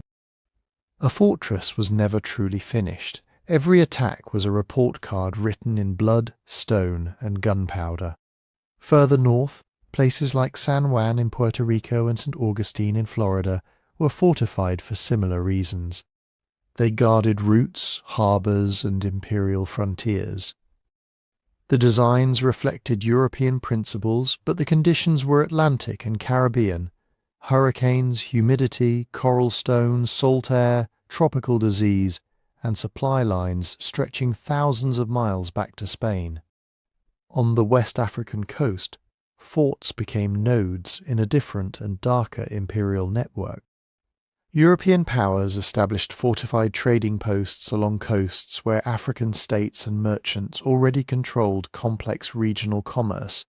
Portuguese, Dutch, English, Danish, and others built or captured forts to compete for gold, ivory, and eventually the transatlantic slave trade. Elmina Castle, founded by the Portuguese in the 15th century, and later seized by the Dutch, became one of the most notorious examples. These forts were not simply imposed on an empty shoreline. Their survival depended on negotiations, alliances, conflict, trade agreements, and labour drawn from surrounding African societies. European garrisons were often small. They needed local food, local workers, local interpreters, and local political support. But the walls gave them leverage. They turned a commercial foothold into an armed enclave. They allowed merchants and officials to hold goods, mount cannon, regulate access to the coast, and imprison human beings before forced shipment across the Atlantic. The geometry of the fort may have been European. The human system it served was global, violent, and profoundly unequal. In South Asia, the story became even more complicated because Europeans were dealing with powerful states, wealthy port cities, and long-established Indian Ocean trade networks. The Portuguese fortified Goa and other coastal positions. The Dutch built strongholds in places such as Ceylon, now Sri Lanka, and along trading routes connected to the spice trade. The English East India Company fortified Madras, Bombay, and Calcutta. The French constructed defences at Pondicherry. But these were not European islands floating above local politics. They existed because Indian rulers permitted them, resisted them, taxed them, allied with them, or fought them. Fort St. George at Madras began as a trading settlement, protected by walls. Over time, as competition intensified, and the Mughal Empire weakened in some regions, such forts became bases from which companies could intervene in local wars, recruit armies, collect revenue, and eventually seize political power. That transformation matters. A trading post could become a fortress. A fortress could become an administrative centre. An administrative centre could become the headquarters of a colonial state. In Southeast Asia, European forts were shaped by islands, monsoon winds, volcanic terrain, narrow straits, and the enormous value of spices. The Dutch East India Company made Batavia, now Jakarta, into a fortified centre for its operations in the Indonesian archipelago. Portuguese and Dutch fortifications appeared at strategic ports from Malacca to the Moluccas, where control of shipping lanes could mean control of cloves, nutmeg, and mace. But even there, cannon did not erase local power. Sultanates, coastal cities, rival merchants, and regional naval forces all shaped what Europeans could build and hold. A fort that looked formidable on a plan could be isolated if its food supply failed, if disease swept through its garrison, or if nearby rulers cut off access to labour and trade. So the star fort overseas was never just a copied European machine. It had to adapt. In marshy lowlands, builders used earthworks and drainage. In tropical ports, they faced rot, termites, heat, and disease. On rocky coasts, they carved gun platforms into stone. In river deltas, they designed for shifting channels and flooding. Materials could include imported brick and iron, but also local stone, timber, coral, lime, and labour. And that labour was rarely voluntary in the simple sense. Fortifications were built by soldiers, craftsmen, enslaved people, convicts, hired workers, indentured labourers, and communities compelled by colonial authorities or local rulers. The bastions that survive today are engineering achievements. They are also records of coercion. This is why star forts appear along so many coastlines and waterways around the world. They were not placed there by an ancient global civilization. They were built during the age of maritime empire, when European powers fought each other for trade, territory, and access to wealth extracted from distant lands. The fort guarded the harbour. The harbour supplied the ships. The ships connected the colony to the empire. And the empire turned military geometry into a tool for controlling people, goods, and entire region. But that raises the question hidden inside every massive wall, every bastion, every ditch and gun platform. Who were these forts really for? The obvious answer is soldiers. And yes, soldiers were at the centre of it. A fort protected the men who fired the cannon, guarded the gate, patrolled the roads, and stood watch over a harbour or river crossing. It gave a garrison somewhere to sleep, eat, store weapons, treat the wounded, and survive when an enemy army appeared. But that is only the first layer. A star fort was not just a shield around soldiers. It was a machine designed to keep a state functioning in dangerous places. Think about what had to happen for an early modern kingdom or empire to control territory far from its capital. Orders had to travel, taxes had to be collected, food had to be stored. Gunpowder had to remain dry, horses had to be fed. Bridges, roads, canals, ports and river crossings had to stay open. Officials needed somewhere safe to work. Merchants needed to know their cargo would not be seized by raiders or rival armies. And local populations needed to understand, very clearly, who claimed the right to make rules. The fort made all of that possible. Inside its walls might be barracks, magazines full of powder, arsenals holding muskets and cannon shot, workshops, granaries, cisterns, officers' quarters, chapels, prisons, and government offices. In some places there were entire towns protected by the defensive perimeter. A fortress could be a military base, warehouse complex, customs station, treasury, courthouse, and emergency shelter all at once. It was an armoured administrative centre, and that matters because states in this period were becoming far more ambitious. Medieval rulers often relied on local nobles, temporary armies, personal loyalties, and scattered castles. But from the 16th century onward, governments increasingly wanted permanent systems. Permanent soldiers, permanent taxation, permanent records.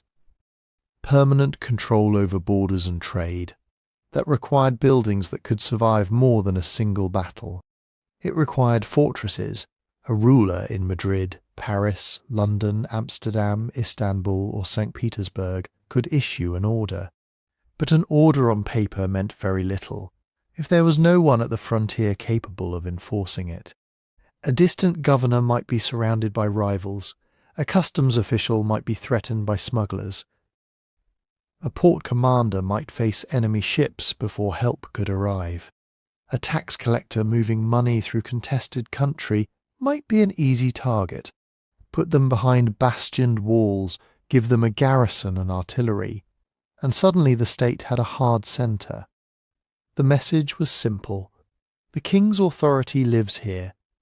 Not just in the capital here, at this river mouth, at this mountain pass, at this border town, at this harbour where valuable cargo changes hands, at this crossing where every merchant, farmer, herder and traveller has to pass. And if they pass, they can be counted, they can be taxed, they can be inspected, they can be stopped. This is one reason forts were often built beside strategic crossings rather than in the middle of empty land. A bridge, a ford, a narrow valley, a canal lock, or a river junction could concentrate movement into one manageable point. You did not need to control every mile of countryside if you controlled the places people had to use. That was the logic of choke points. Control the gate, and the road beyond the gate begins to belong to you. The fort also solved a problem created by professional armies themselves. Soldiers were expensive, heavily armed, and often far from home. In peacetime, they still needed wages, supplies, discipline, and housing. Leave hundreds or thousands of troops loose in a town, and the results could be disastrous. Theft, violence, drunkenness, disease, conflict with civilians, and mutiny were not unusual dangers. Armies could be as threatening to the people they were supposed to protect as they were to the enemy. So rulers built barracks and fortresses partly to contain their own forces. A garrison inside a controlled military space could be drilled, supplied, watched, and deployed quickly. Its weapons could be stored under guard. Its officers could enforce discipline. Its presence could deter rebellion without requiring the army to march through every village. The fort was protection for soldiers, but it was also a cage of sorts, a place where the state concentrated armed men and tried to make them obedient. And here is the strange thing. Rulers kept investing in these enormous projects, even when no war was happening. At first, that seems irrational. Why spend fortunes on earthworks, stone, brick, drainage, cannon platforms, magazines and barracks during peace? Because peace was exactly when a fortress could be built. Once war began, labourers might flee, supply routes could be cut, and the enemy might arrive before the walls were ready. Fortification was a kind of insurance policy, except the policy itself sent a message to everyone nearby. We expect danger, we are preparing for it, and if danger comes, we plan to remain. That message could discourage attack. An enemy commander looking at a well-built star fort had to calculate time, ammunition, engineering skill, disease, weather, and casualties. Maybe the place could be taken. Almost any fort could, under the right conditions. But could it be taken quickly enough, cheaply enough? Before reinforcements arrived, sometimes the answer was no. That was deterrence. The fort did not have to fire a shot to shape events. Its existence altered what enemies, allies, merchants, and local communities believed was possible. So who were these forts for? For soldiers, certainly. They needed protection, stores, guns, and defensible ground. For rulers, absolutely, forts extended power beyond the reach of the capital and turned claims on a map into physical reality. For administrators, perhaps more than we usually realize, the people keeping accounts, collecting duties, issuing permits, receiving orders, storing supplies, and managing imperial traffic needed walls around them if their work was going to continue under pressure. And for everyone outside those walls, the fortress delivered a warning. This was not merely a military building, it was the state, armed, organised, supplied, and made permanent in stone and earth. And once the state had built that hard centre, the next question was obvious. How do you control everything moving around it? Because a fortress city was not simply a town with stronger walls. It was a filter. People came in. People went out. Carts carried grain through the gates. Merchants brought cloth, salt, wine, timber, spices, livestock, iron and ammunition. Farmers from nearby villages arrived for market days. Sailors came ashore at fortified ports. Refugees appeared when armies crossed the countryside. Messengers carried letters. Priests, labourers, smugglers, deserters, beggars, diplomats and spies all moved through the same narrow entrances. And every one of those movements could be watched. A walled city had gates because walls had to be crossed somewhere. That sounds obvious, but it gave governments an extraordinary advantage. Instead of trying to monitor every road, field path and riverbank, authorities could focus their attention at a few guarded points. Gates opened at certain hours. They closed at night. Guards inspected cargo. Officials checked papers when such systems existed. Customs officers collected duties. Town records could track who entered, what they carried, where they claimed to be going. The gate was not just a hole in the wall, it was a checkpoint. And checkpoints turned movement into information. A merchant carrying barrels of wine might pay a tax before entering. A cart loaded with grain could be inspected to make sure it was not being exported during a shortage. Livestock might be counted. Weapons could be restricted. During an epidemic, travellers from an infected region could be delayed, isolated, or refused entry altogether. Early modern quarantine was often imperfect, harsh, and based on medical ideas we now know were wrong. But fortified ports and cities gave authorities something crucial: the ability to physically limit access. Gates could close. Harbours could be watched. Ships could be held offshore. People could be confined in quarantine houses outside the main settlement. In places terrified of plague, that power could mean the difference between safety and disaster, or at least the hope of safety. But the same walls that protected people from disease, raiders and invading armies could also trap them inside. Picture a city under siege. The gates are shut. Food is rationed. Prices rise. Firewood becomes scarce. The wealthy may have private stores. The poor often do not. Soldiers get priority because soldiers have to hold the walls.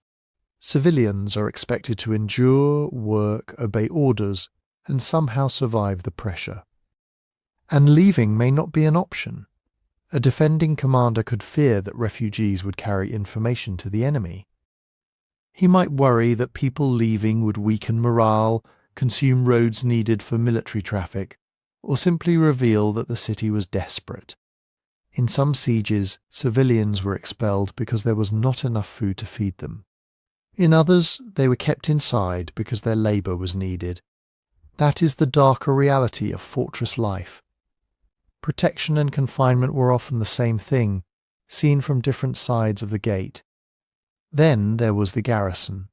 A fortress city might have a few hundred soldiers or several thousand, depending on its importance, the threat it faced and the resources of the government paying for it.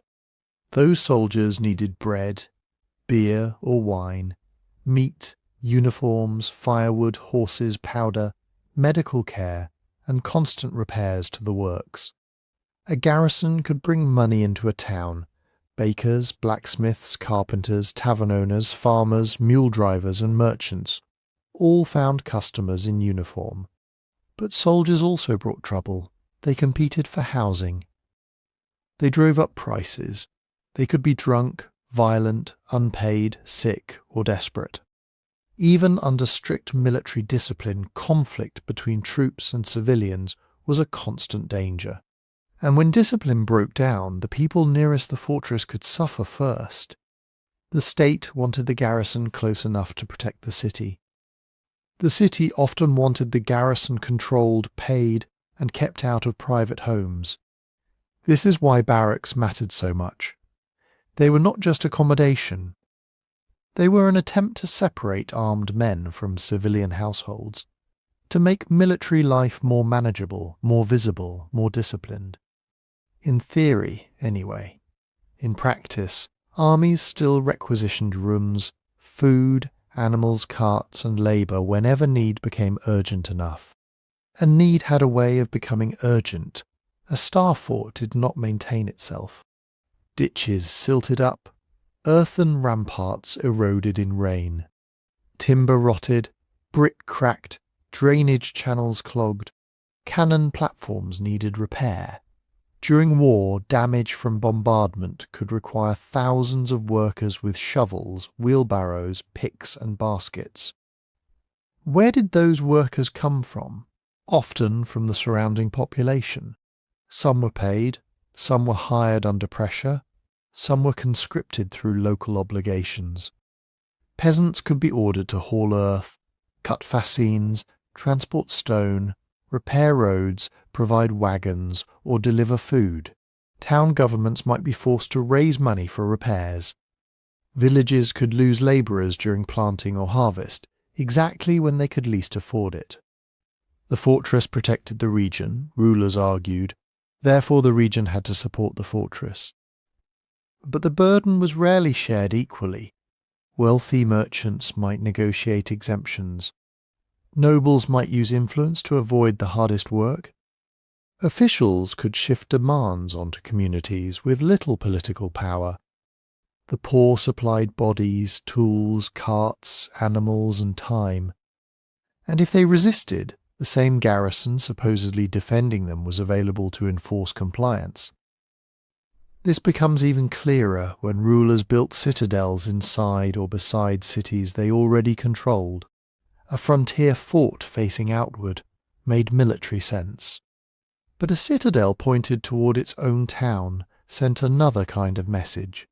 After conquest, rebellion, or political unrest, rulers sometimes constructed a new fortified stronghold overlooking the urban population. Its cannon could defend against an external enemy, certainly. But they could also dominate streets, markets, docks, and neighbourhoods below.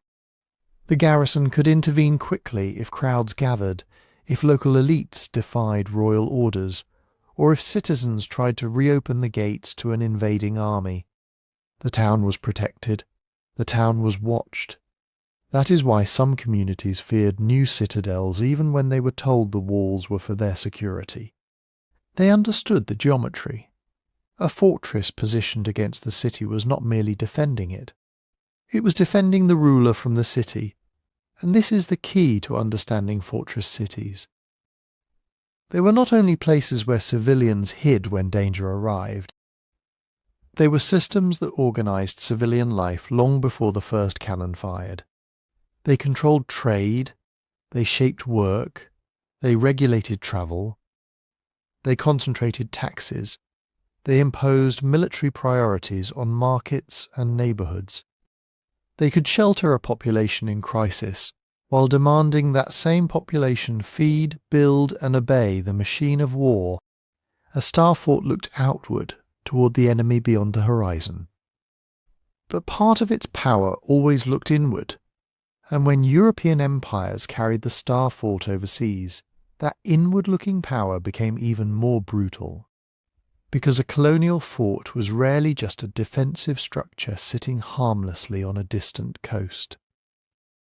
It was an anchor, a place where ships could resupply, where cannon could protect a harbour, where merchants could store goods, where officials could collect taxes and customs duties, where soldiers could intimidate nearby communities, where imperial claims, sometimes made on paper thousands of miles away, could be turned into something physical. Stone walls, iron cannon, a flag above the gate, and behind those walls, warehouses full of wealth moving in one direction. Gold, silver, sugar, tobacco, spices, ivory, furs, textiles, timber, and in one of the most horrifying trades in human history, enslaved people. Along parts of the West African coast, European powers built or captured fortified trading posts that became deeply connected to the Atlantic slave trade.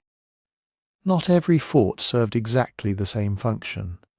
Some began as commercial stations. Some changed hands repeatedly between Portuguese, Dutch, English, French, Danish, or other imperial powers. Some were involved in gold, ivory, and regional trade long before they became major sites in the trafficking of human beings. But many eventually became places where captives were confined before being forced onto ships crossing the Atlantic. This is what the geometry of the fort could hide. From the sea, the walls looked like protection, a secure harbour, a strong point against rival European fleets. From inside, for thousands of African captives, those same walls could mean imprisonment, separation from family, disease, violence, and the terrifying uncertainty of what came next. The fort defended commerce, but commerce in this case included human lives treated as cargo. And it is important to be precise here. European forts did not create the slave trade from nothing.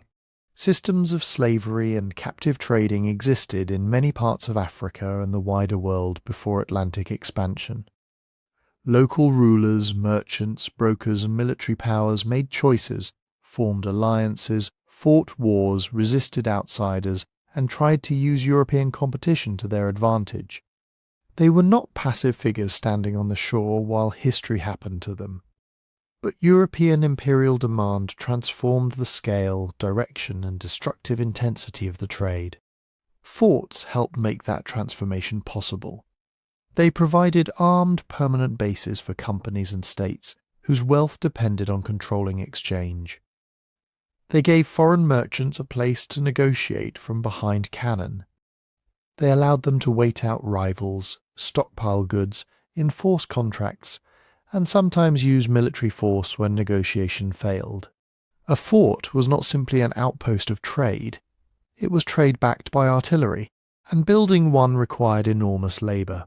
The clean lines we see today in aerial photographs can make construction look almost effortless.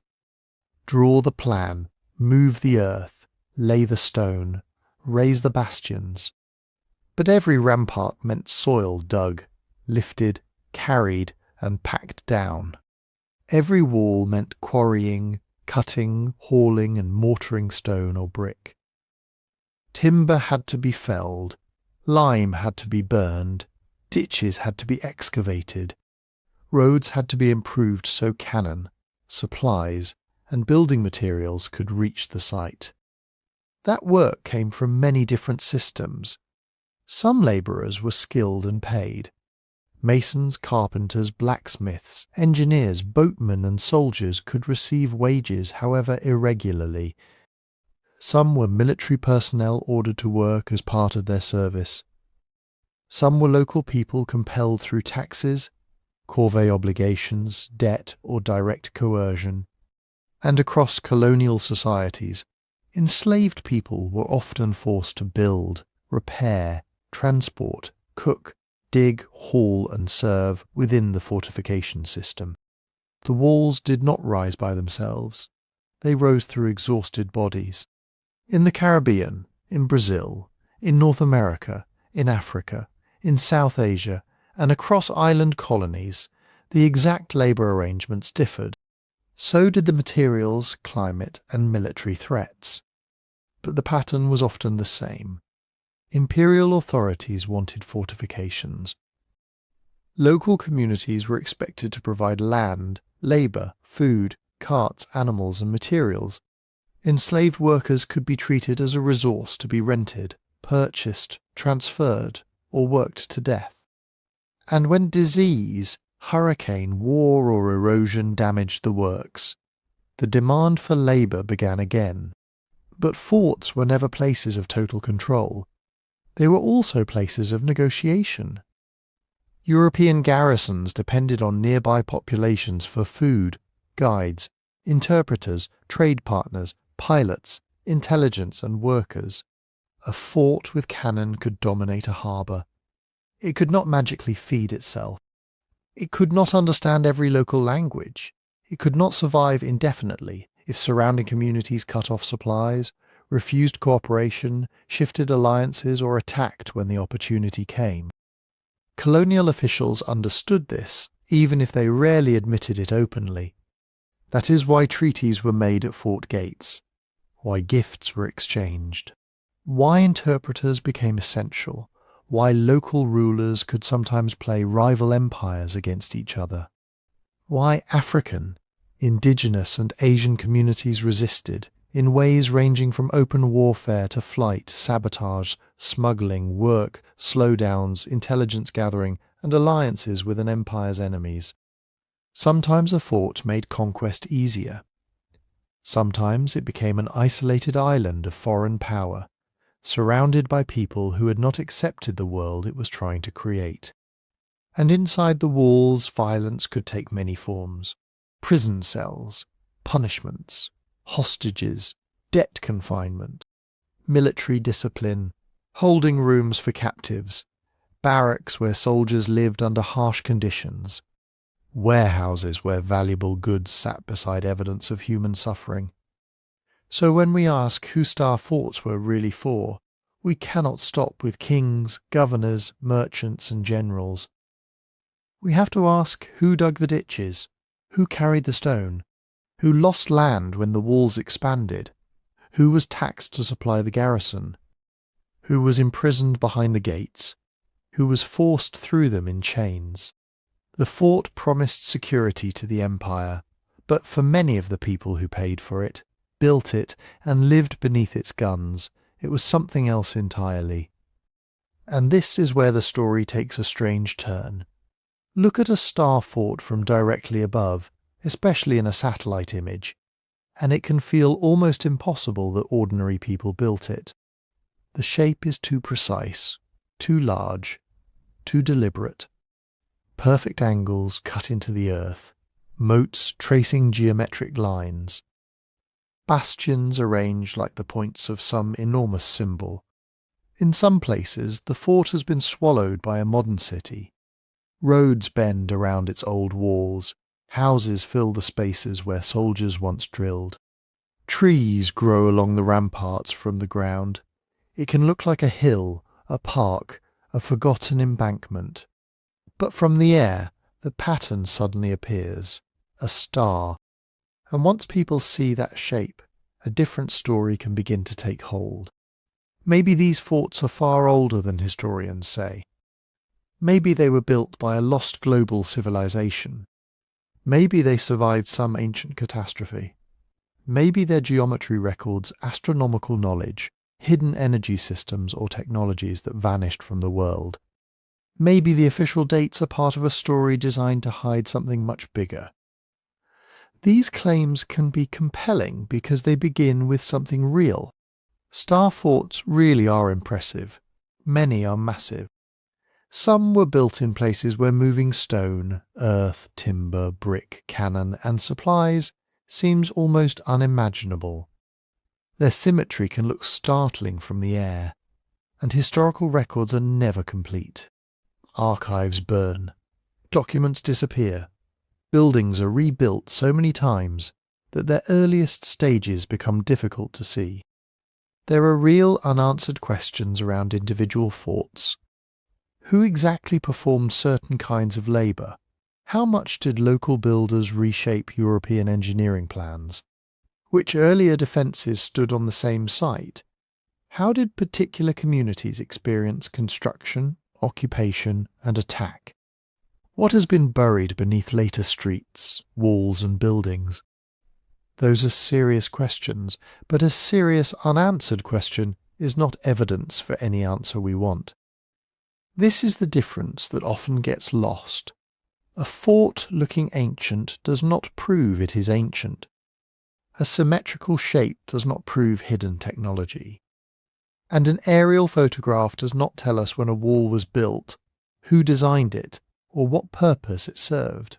In fact, the very thing that makes star forts look mysterious from the sky is exactly what makes them easy to explain historically. They were designed on paper. Military engineers used geometry because artillery had made geometry necessary. They measured angles, they calculated lines of fire. They placed bastions so defenders could shoot along the faces of neighbouring walls. They laid out ditches, covered ways, ravelins, gates, magazines, barracks and water systems according to principles taught across Europe, and later carried around the world. The plans survive. Not every plan, not for every stage. But enough of them survive to show the process in extraordinary detail. Engineers drew proposed fortifications. Rulers approved or modified them. Contractors submitted estimates.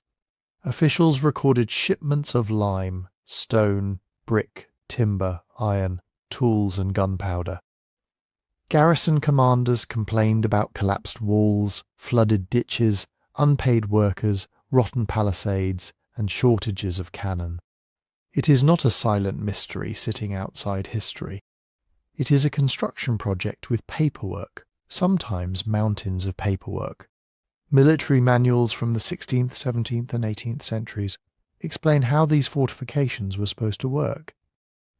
They show diagrams that look remarkably like the forts still visible today. They explain why a bastion had angled faces, why ramparts were thick with packed earth, why ditches were placed where they were, why a simple medieval wall could be broken apart by cannon fire, while a low earth-filled defence could absorb the impact. And the designs changed over time.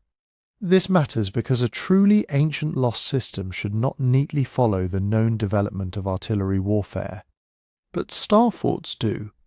Early Italian designs differ from later Dutch ones. Vauban's methods differ from earlier Renaissance experiments. Colonial forts were adapted to local coastlines, rivers, labour systems, climates, budgets and military threats. Some were expanded point by point over decades. Some replaced older castles. Some were never completed because the money ran out. That is not what we would expect from one vanished civilization using a single mysterious technology. It is what we would expect from human institutions learning, copying, competing, improvising and making mistakes. Archaeology adds another layer. Excavations can reveal construction trenches, foundation methods, tool marks, drainage systems, repairs, burned layers from sieges, discarded ceramics, military equipment, coins, pipes, nails, glass, food remains, and the ordinary debris of people living and working in a fort. Mortar can be studied. Timber can sometimes be tree ring dated. Bricks can be compared with known production sites. Documents can be matched against the physical structure itself. A claim about the past should be able to survive that kind of testing. If someone says a fort was built thousands of years earlier than the records indicate, then we should ask, where are the materials from that earlier period? Where are the tools, burials, settlement layers, roads, supply systems, and written references? Where is the evidence of a society capable of organising the labour on that scale? Not does the shape look strange from space, because visual resemblance is one of the weakest forms of evidence. Humans are pattern-seeking creatures. We see stars, eyes, faces, symbols, and secret messages in landscapes all the time. And in this case, the pattern is real.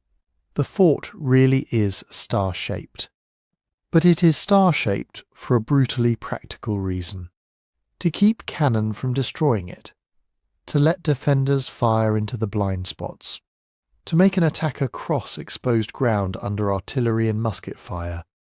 To hold a port, a capital, a trade route, a colony, or a frightened population under the authority of whoever controlled the guns. That reality may seem less romantic than a lost civilization, but it is more disturbing and more remarkable. These forts were not evidence that history is missing some impossible ancient superpower. They are evidence of what states could do when mathematics, money, forced labour, military fear, and imperial ambition were brought together in one place. And once we understand how star forts were actually built, another question becomes impossible to ignore. How can we be so sure when they were built at all? The answer is not one document, one date, one map with a neat label in the corner. It is a chain of evidence. And the strength of that chain comes from the fact that its links were made by different people for different reasons, often at different times. Engineers trying to get a design approved, officials trying to control spending, contractors trying to get paid, soldiers complaining that a wall was collapsing, merchants recording shipments, cartographers updating maps after a siege, archaeologists, centuries later, digging down through the soil to see what the paper records left behind. Take a fort that appears to have been built in the late 17th century. Historians might begin with a plan, not just a finished drawing, but a proposal. An engineer sends a ruler or military council a design for new bastions, a widened ditch, perhaps a ravelin protecting the gate. The drawing may include measurements, a scale, notes on materials, even a projected cost. Then there may be letters. A governor writes that the old wall cannot resist modern artillery. A royal minister orders repairs. An engineer asks for more masons. A commander reports that the rainy season has flooded the trenches. Somebody complains that the lime delivered to the site is poor quality. Somebody else says the workers have not been paid for 3 months. These details are not glamorous, but they are exactly what real construction looks like. A fort does not rise from the ground because someone drew a beautiful geometric star. It requires land surveys, labour crews, carts, shovels, timber, brick kilns, stone quarries, blacksmiths, food supplies, guards, accountants, and enormous amounts of money. The paperwork created by all that activity can be incredibly revealing. Payrolls can show hundreds or thousands of workers attached to a project. Contracts can name the people hired to supply stone, cut timber, dig ditches or manufacture bricks. Storehouse inventories can list tools, nails, iron fittings, gun carriages, barrels of powder, sacks of grain and medical supplies. Official records may document exactly when a crown, city, company or colonial administration authorized construction. Sometimes historians can trace a fort almost week by week. But records alone are not enough. Documents can be copied incorrectly. Dates can refer to a repair rather than the original construction. An official may exaggerate progress to please a superior, or hide costs to avoid blame. And sometimes the most important records simply do not survive. That is where the ground begins to speak. Archaeology can reveal the sequence of a fort's life in layers. Beneath a later stone rampart, excavators may find an earlier earthen bank. Beneath that, perhaps the post holes of a wooden palisade. A ditch may have been cut, widened, filled in and cut again. A bastion that looks like one solid structure from above may turn out to contain several separate construction phases, each using different soil, brick, mortar or foundation methods. That matters because star forts were rarely frozen in time. They were altered constantly. A new cannon required a broader gun platform. A weak wall needed more earth behind it. A gate became too vulnerable and received an outer defence. A bastion was rebuilt after a siege. A moat was drained. A barracks was added. What we see today may be the final version of a structure that evolved for 100 years. And the small objects matter too. Ceramics from workers' camps, clay tobacco pipes, coins, nails, broken tools, musket balls, cannon shot, uniform buttons, food bones, glass bottles, fragments of military equipment, None of these objects by themselves can necessarily date an entire fort. A coin can remain in circulation for decades. A musket ball can be moved by later disturbance. Pottery can be imported from far away. But when many kinds of evidence point in the same direction, the picture becomes much stronger. If a construction trench contains 18th century ceramics, if the mortar matches an 18th century rebuilding campaign described in an archive, if tree rings from surviving timber indicate felling in the same period, and if maps from before and after show a new bastion appearing exactly there, then we are no longer relying on a guess. We are watching the fort enter history from multiple directions at once. And if you enjoy following mysteries through evidence instead of just speculation, the channel's book about the 12 unexplained mysteries is available on the website. The link is in the description. Maps are especially powerful because they show change.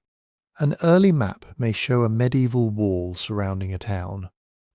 A later one shows angular bastions added at key corners. Another, made after a war, shows detached outworks pushed farther into the landscape. Then a 19th century survey records parts of the fort demolished to make room for railways, docks, roads, or expanding neighbourhoods. The star shape itself can often be dated through this sequence. Not because someone says, this is old, but because we can compare what existed before, what was added later, and what disappeared afterward. Of course there are limits. In colonised regions, archives may be scattered across several countries, written in the language of imperial administrators, or missing the voices of the local people who actually built the defences. Labour records may reduce human beings to numbers. Enslaved workers may be listed only as property, if they are listed at all. Indigenous construction knowledge may be ignored, even when local builders adapted the design, supplied materials, or made the fort possible. And altered sites create their own problems. Modern roads cut through ramparts. Restoration can replace original brick. Tourism can reshape paths and walls. Vegetation, erosion, looting, and redevelopment can destroy evidence before anyone studies it. So historians should be careful. A missing record does not prove that nothing happened. An incomplete excavation does not reveal every phase. And a date is often best understood as a range, planned in one year, begun in another, expanded later, rebuilt after damage, occupied long after its military usefulness had faded. But uncertainty is not the same thing as mystery without limits. When plans, letters, contracts, payrolls, maps, archaeological layers, tools, ammunition, ceramics, timber dates and surviving structures all converge, they tell a remarkably consistent story. Star forts belong to the age of gunpowder states, expanding empires, professional engineers, and mass labour, not to a vanished world outside the historical record. And yet, knowing when a fort was built is only part of the story, because some of these enormous defences are still visible centuries later, their geometry almost untouched, while others just as important in their own time have vanished so completely that only a line on an old map proves they ever existed. That difference is not as mysterious as it first appears. A star fort survives for the same reason almost any large structure survives. Somebody found a use for it, somebody had the money to maintain it, or somebody decided that destroying it would cost more than leaving it alone. Military reuse was one of the biggest reasons. A fort built in the 17th century might remain an active garrison into the 18th, 19th, or even 20th century.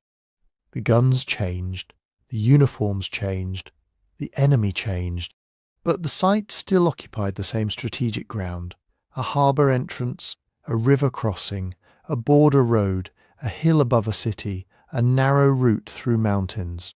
So instead of abandoning the old defences, armies modified them.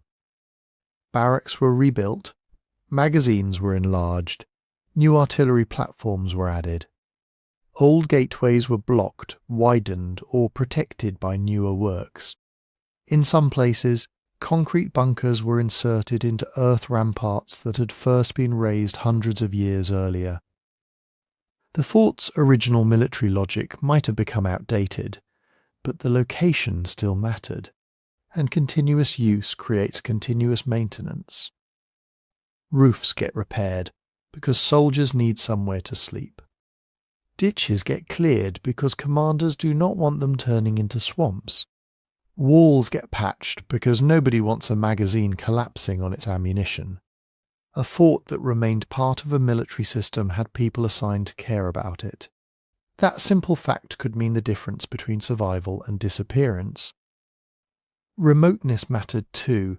A massive fortress outside a small town, on an island, at the edge of a marsh, or far from a growing industrial centre could survive simply because there was little pressure to remove it.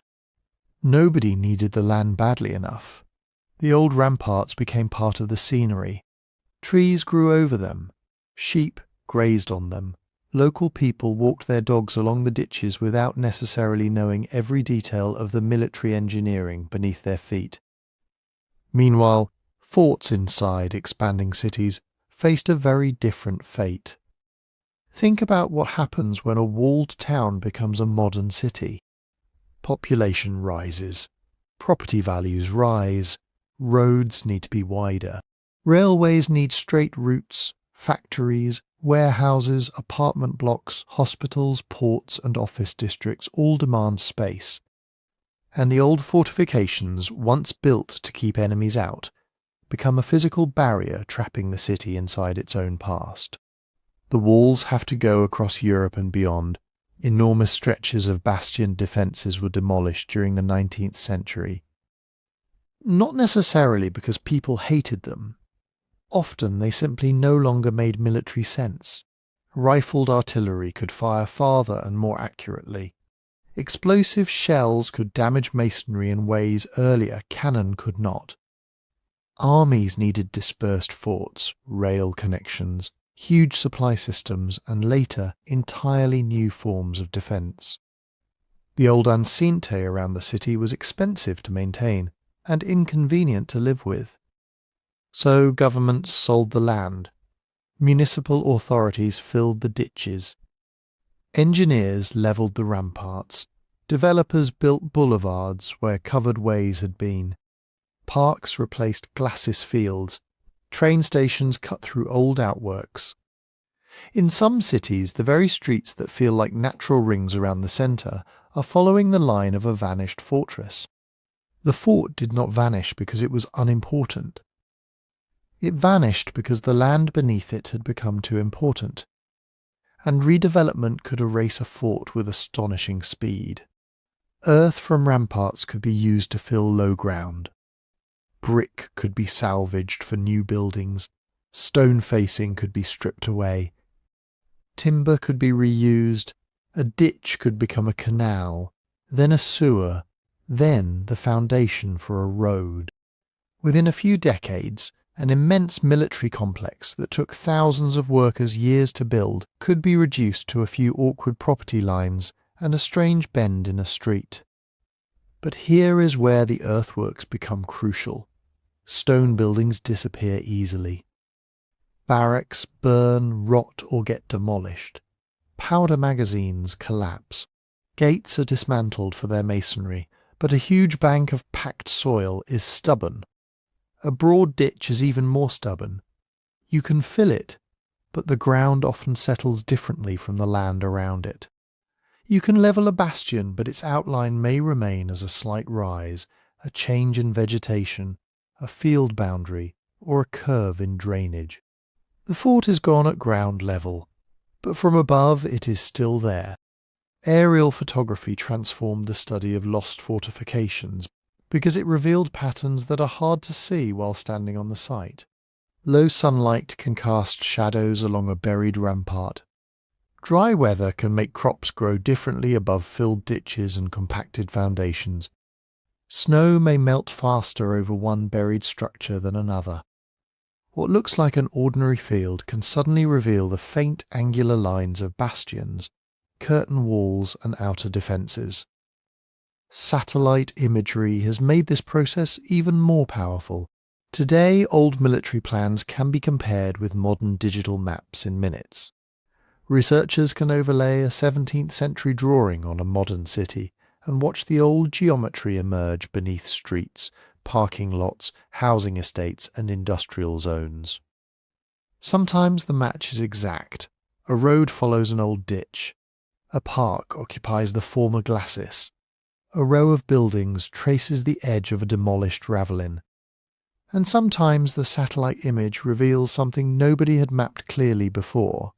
An outer work hidden under trees. A canalized moat, the outline of a fort that has been forgotten for generations. But there is a warning hidden in every surviving star. The forts we can still see are not a complete record of the past. And they are not a random sample. They are the ones that happen to remain useful, remote, protected or loved.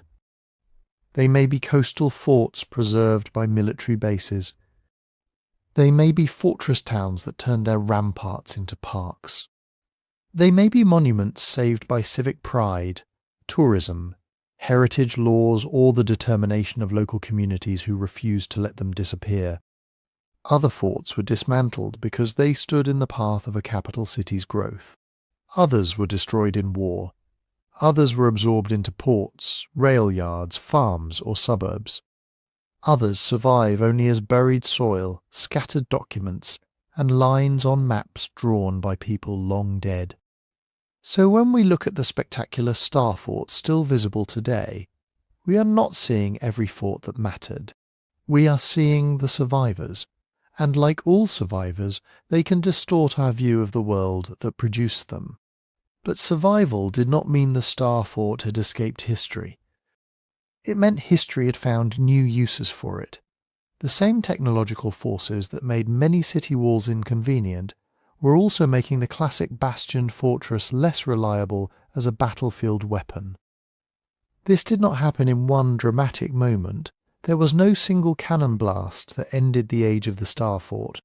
It was a long, uneven process, stretching across the 19th century and deep into the 20th. Old forts remained dangerous. Some performed well in later wars. Others were modernized again and again, but the balance was shifting. The original trace Italienne had been designed to solve a specific problem. How do you defend a masonry wall against relatively low-velocity cannon firing solid iron shot from fairly close range? The answer was earth, low walls, angled bastions, deep ditches, crossfire, layers of outer defences that forced an attacker to spend days, weeks, sometimes months digging forward under fire. For more than 2 centuries, that system worked remarkably well. Then artillery changed faster than fortress design could keep up. In the 19th century, guns became rifled. Instead of smooth barrels that sent round shot wobbling through the air, rifling gave projectiles spin and stability. Guns could fire farther. They could fire more accurately. And they could hit targets that older artillery might have missed by hundreds of yards. Then came the explosive shell. A solid cannonball damages a wall by smashing into it. An explosive shell does something worse. It penetrates, detonates, sends fragments outward, and turns enclosed masonry spaces into death traps. Brick vaults that had protected magazines, barracks, and gun crews against older bombardment could collapse under repeated high-explosive fire. A fort no longer had to be breached at its wall. Its defenders could be crushed inside it. This was the beginning of what military engineers sometimes called the shell crisis. Imagine commanding a fortress in the 1850s. Your ramparts may still look imposing. Your bastions still command the ditches. Your guns still cover the approaches. But enemy artillery is now setting up farther away than before, beyond the range of many of your own weapons, and each shell that lands behind the walls may kill men, destroy supplies, ignite ammunition, or bring down the very structures that made the fort habitable. The geometry had not suddenly become useless. it had become insufficient. The response was not immediate abandonment. Engineers adapted. They always adapted. They buried magazines deeper. They covered vulnerable buildings with thicker layers of earth. They replaced exposed masonry with concrete. They built armoured gun turrets. They spread facilities apart so one explosion would not destroy an entire garrison. And perhaps most importantly, they moved defences outward. Instead of concentrating everything in one great star-shaped enclosure around a city, armies began building rings of detached forts several miles away. This changed the whole logic of defence. A classic fortress wall sits close to the place it protects. Its guns fire outward from the city's edge. A detached fort is different. It stands alone, often on a hill, beside a railway, near a river crossing, or along the most likely route of invasion. Its job is to keep enemy artillery so far from the city that the city cannot be bombarded directly. The defended area becomes much larger, but it also becomes more fragmented. Now the battlefield is not one wall and one ditch.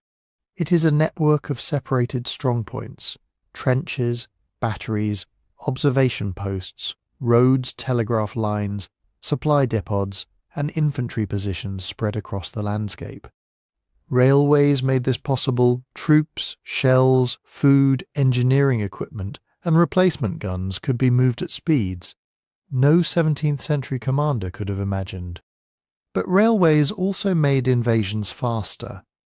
An army could concentrate near a frontier with terrifying speed, carrying artillery powerful enough to challenge defences once considered permanent. The fortress was no longer a self-contained machine. It was one part of an industrial military system. Concrete became essential because stone and brick were no longer enough. But even concrete had limits. By the early 20th century, artillery had grown still heavier. Massive howitzers fired shells that could punch through roofs, crack walls and bury whole positions in rubble. During the First World War, several famous forts discovered this reality in the harshest possible way. Forts around Liège and Namur in Belgium, built or modernised with concrete and armoured turrets, were battered by enormous German siege guns in 1914. Some resisted fiercely, some delayed the advance, but the old belief that a fortress could simply absorb bombardment indefinitely was gone. Protection moved underground. Gun crews sheltered beneath reinforced concrete. Command posts descended into buried chambers. Ammunition travelled through tunnels. Infantry occupied trenches, dugouts and dispersed field positions, rather than standing behind one continuous visible rampart. The defensive architecture of the modern age was becoming less like a star drawn on the ground, and more like a hidden system beneath it. And then warfare changed again. Aircraft could fly over walls. Long-range artillery could strike far beyond them. Tanks could cross ground once considered impassable. Radio allowed armies to coordinate movement across vast fronts. A fixed fortification still had value, especially at strategic choke points, borders and coasts. But it could no longer control war by itself. Defence depended increasingly on mobility, air power, communications, logistics and forces able to respond wherever the enemy appeared. That is why the disappearance of star forts was gradual rather than absolute. Some old bastioned forts became prisons, because their thick walls and isolated positions made escape difficult. Some became barracks, arsenals, warehouses, hospitals or military schools. Some remained coastal batteries, their old platforms supporting newer guns. Others became command centres with telephone cables, concrete shelters and anti-aircraft positions added to defences first laid out centuries earlier. And when the military finally left, civilian life moved in. A former glacis became a public park. A dry moat became a garden, a sports field or a road. Casemates became museum galleries.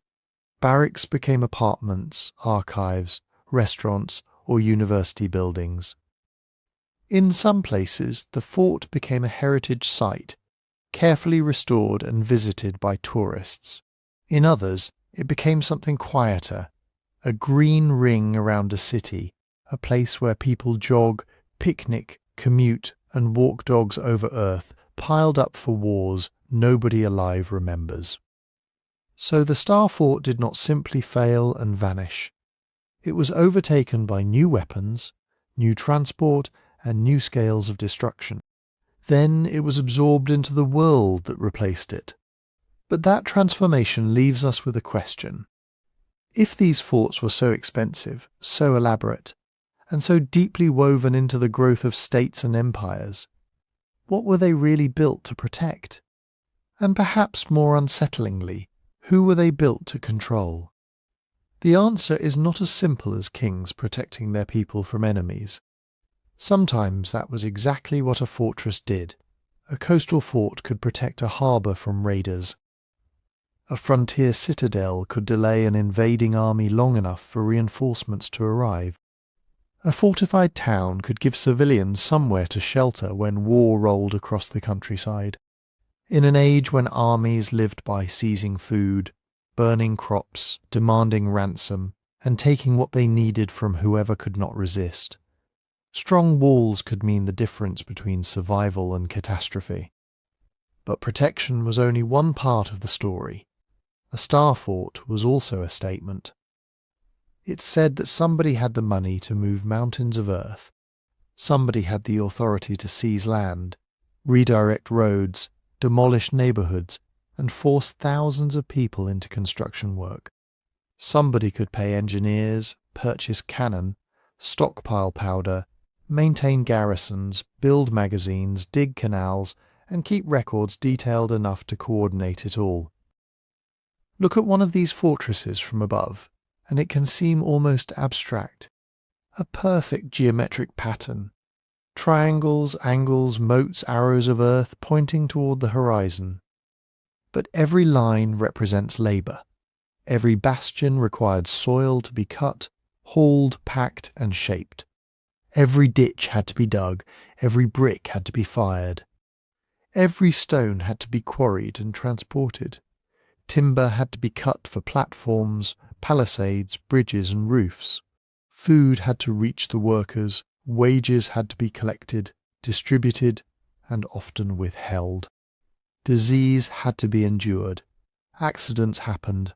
Men died in collapses, floods, heat, cold, and exhaustion. And in colonial settings, those costs were often carried by people with the least power to refuse. Enslaved labourers, conscripted workers, prisoners, soldiers, local communities and colonized populations built or supported many of the fortifications that projected European power across the world. A fort on a tropical coast was not just a defensive structure. It could be a warehouse, a customs station, a prison, an artillery platform, a trading post, and a centre for extracting wealth from the surrounding region. In some places it stood beside or directly within systems of human trafficking and enslavement. That does not mean every star fort had the same purpose. History is messier than that. A Dutch waterline fort, a French frontier citadel, a Spanish Caribbean harbour defence, and a British fort in South Asia belong to different political worlds. They faced different enemies and served different local needs. But they shared a basic logic. Power becomes stronger when it can organise space. A fortress controlled a river crossing. It controlled a harbour entrance. It controlled the road where merchants, migrants, soldiers and tax collectors had to pass. It protected warehouses full of grain, silver, spices, weapons, or enslaved people. It gave a government a permanent armed presence in a place where its authority might otherwise have been uncertain. And because it was permanent, it changed the landscape around it. Towns grew near forts because soldiers needed food, craftsmen, lodging, and trade. Roads were rerouted to serve garrisons. Fields were cleared so attackers would have nowhere to hide. Entire districts might be kept empty because buildings near the walls could provide cover during a siege. In some fortress cities, the military shape of the town determined where ordinary people could live, work, travel, and build for centuries. That is what organised power looks like on the ground. Not just soldiers on walls, paperwork, taxes, labour, supply chains, maps, engineers, rules, permission. Surveillance, the ability to decide who gets through a gate, who pays at a checkpoint, who can settle near a harbour, and who can be shut out. The Star Fort was a machine for war, but it was also a machine for administration. And that helps explain why these designs spread so widely. They did not appear everywhere because of one lost global civilization drawing the same mysterious symbol across the planet. They spread because cannon warfare created recurring problems, and military engineers developed solutions that could be copied, adapted, taught, bought, and carried overseas. Italian engineers pioneered early versions. Dutch engineers adapted them to wet, low-lying ground. French engineers, especially Vauban and those who followed him, refined them into systems studied across Europe. Plans moved through books, academies, diplomatic networks, mercenary officers, imperial administrations, and armies that learned from defeating one another. A ruler who saw a city fall to artillery did not need ancient secret knowledge to understand the lesson. Build lower, build thicker, use earth, remove blind spots. Cover every approach with fire. Make the enemy spend months digging through defences before he can even reach the wall. Then repeat that lesson from Europe to the Americas, Africa, Asia, and the islands of the Atlantic and Indian Oceans. That is why the resemblance between star forts is real. But the explanation is documented history, not hidden history. We have engineering manuals, we have military correspondence, we have construction accounts, city plans, land surveys, payrolls, siege reports, and maps that show forts being designed, enlarged, damaged, rebuilt, and modernized over time. Archaeology confirms the same story in the ground. Layers of earthwork, brick, stone, drainage systems, gun platforms, later repairs, and traces of buildings that match the written record. The evidence does not make these places less fascinating. It makes them more fascinating because the real story is not that unknown ancient builders left impossible geometric mysteries behind for us to decode. The real story is that early modern states became capable of reshaping entire landscapes around the mathematics of violence. They turned geometry into artillery fields. They turned soil into armour. They turned cities into military instruments. And they did it with a level of planning that reveals both human ingenuity and human inequality. So who were star forts really for? For the soldiers who defended them? Certainly.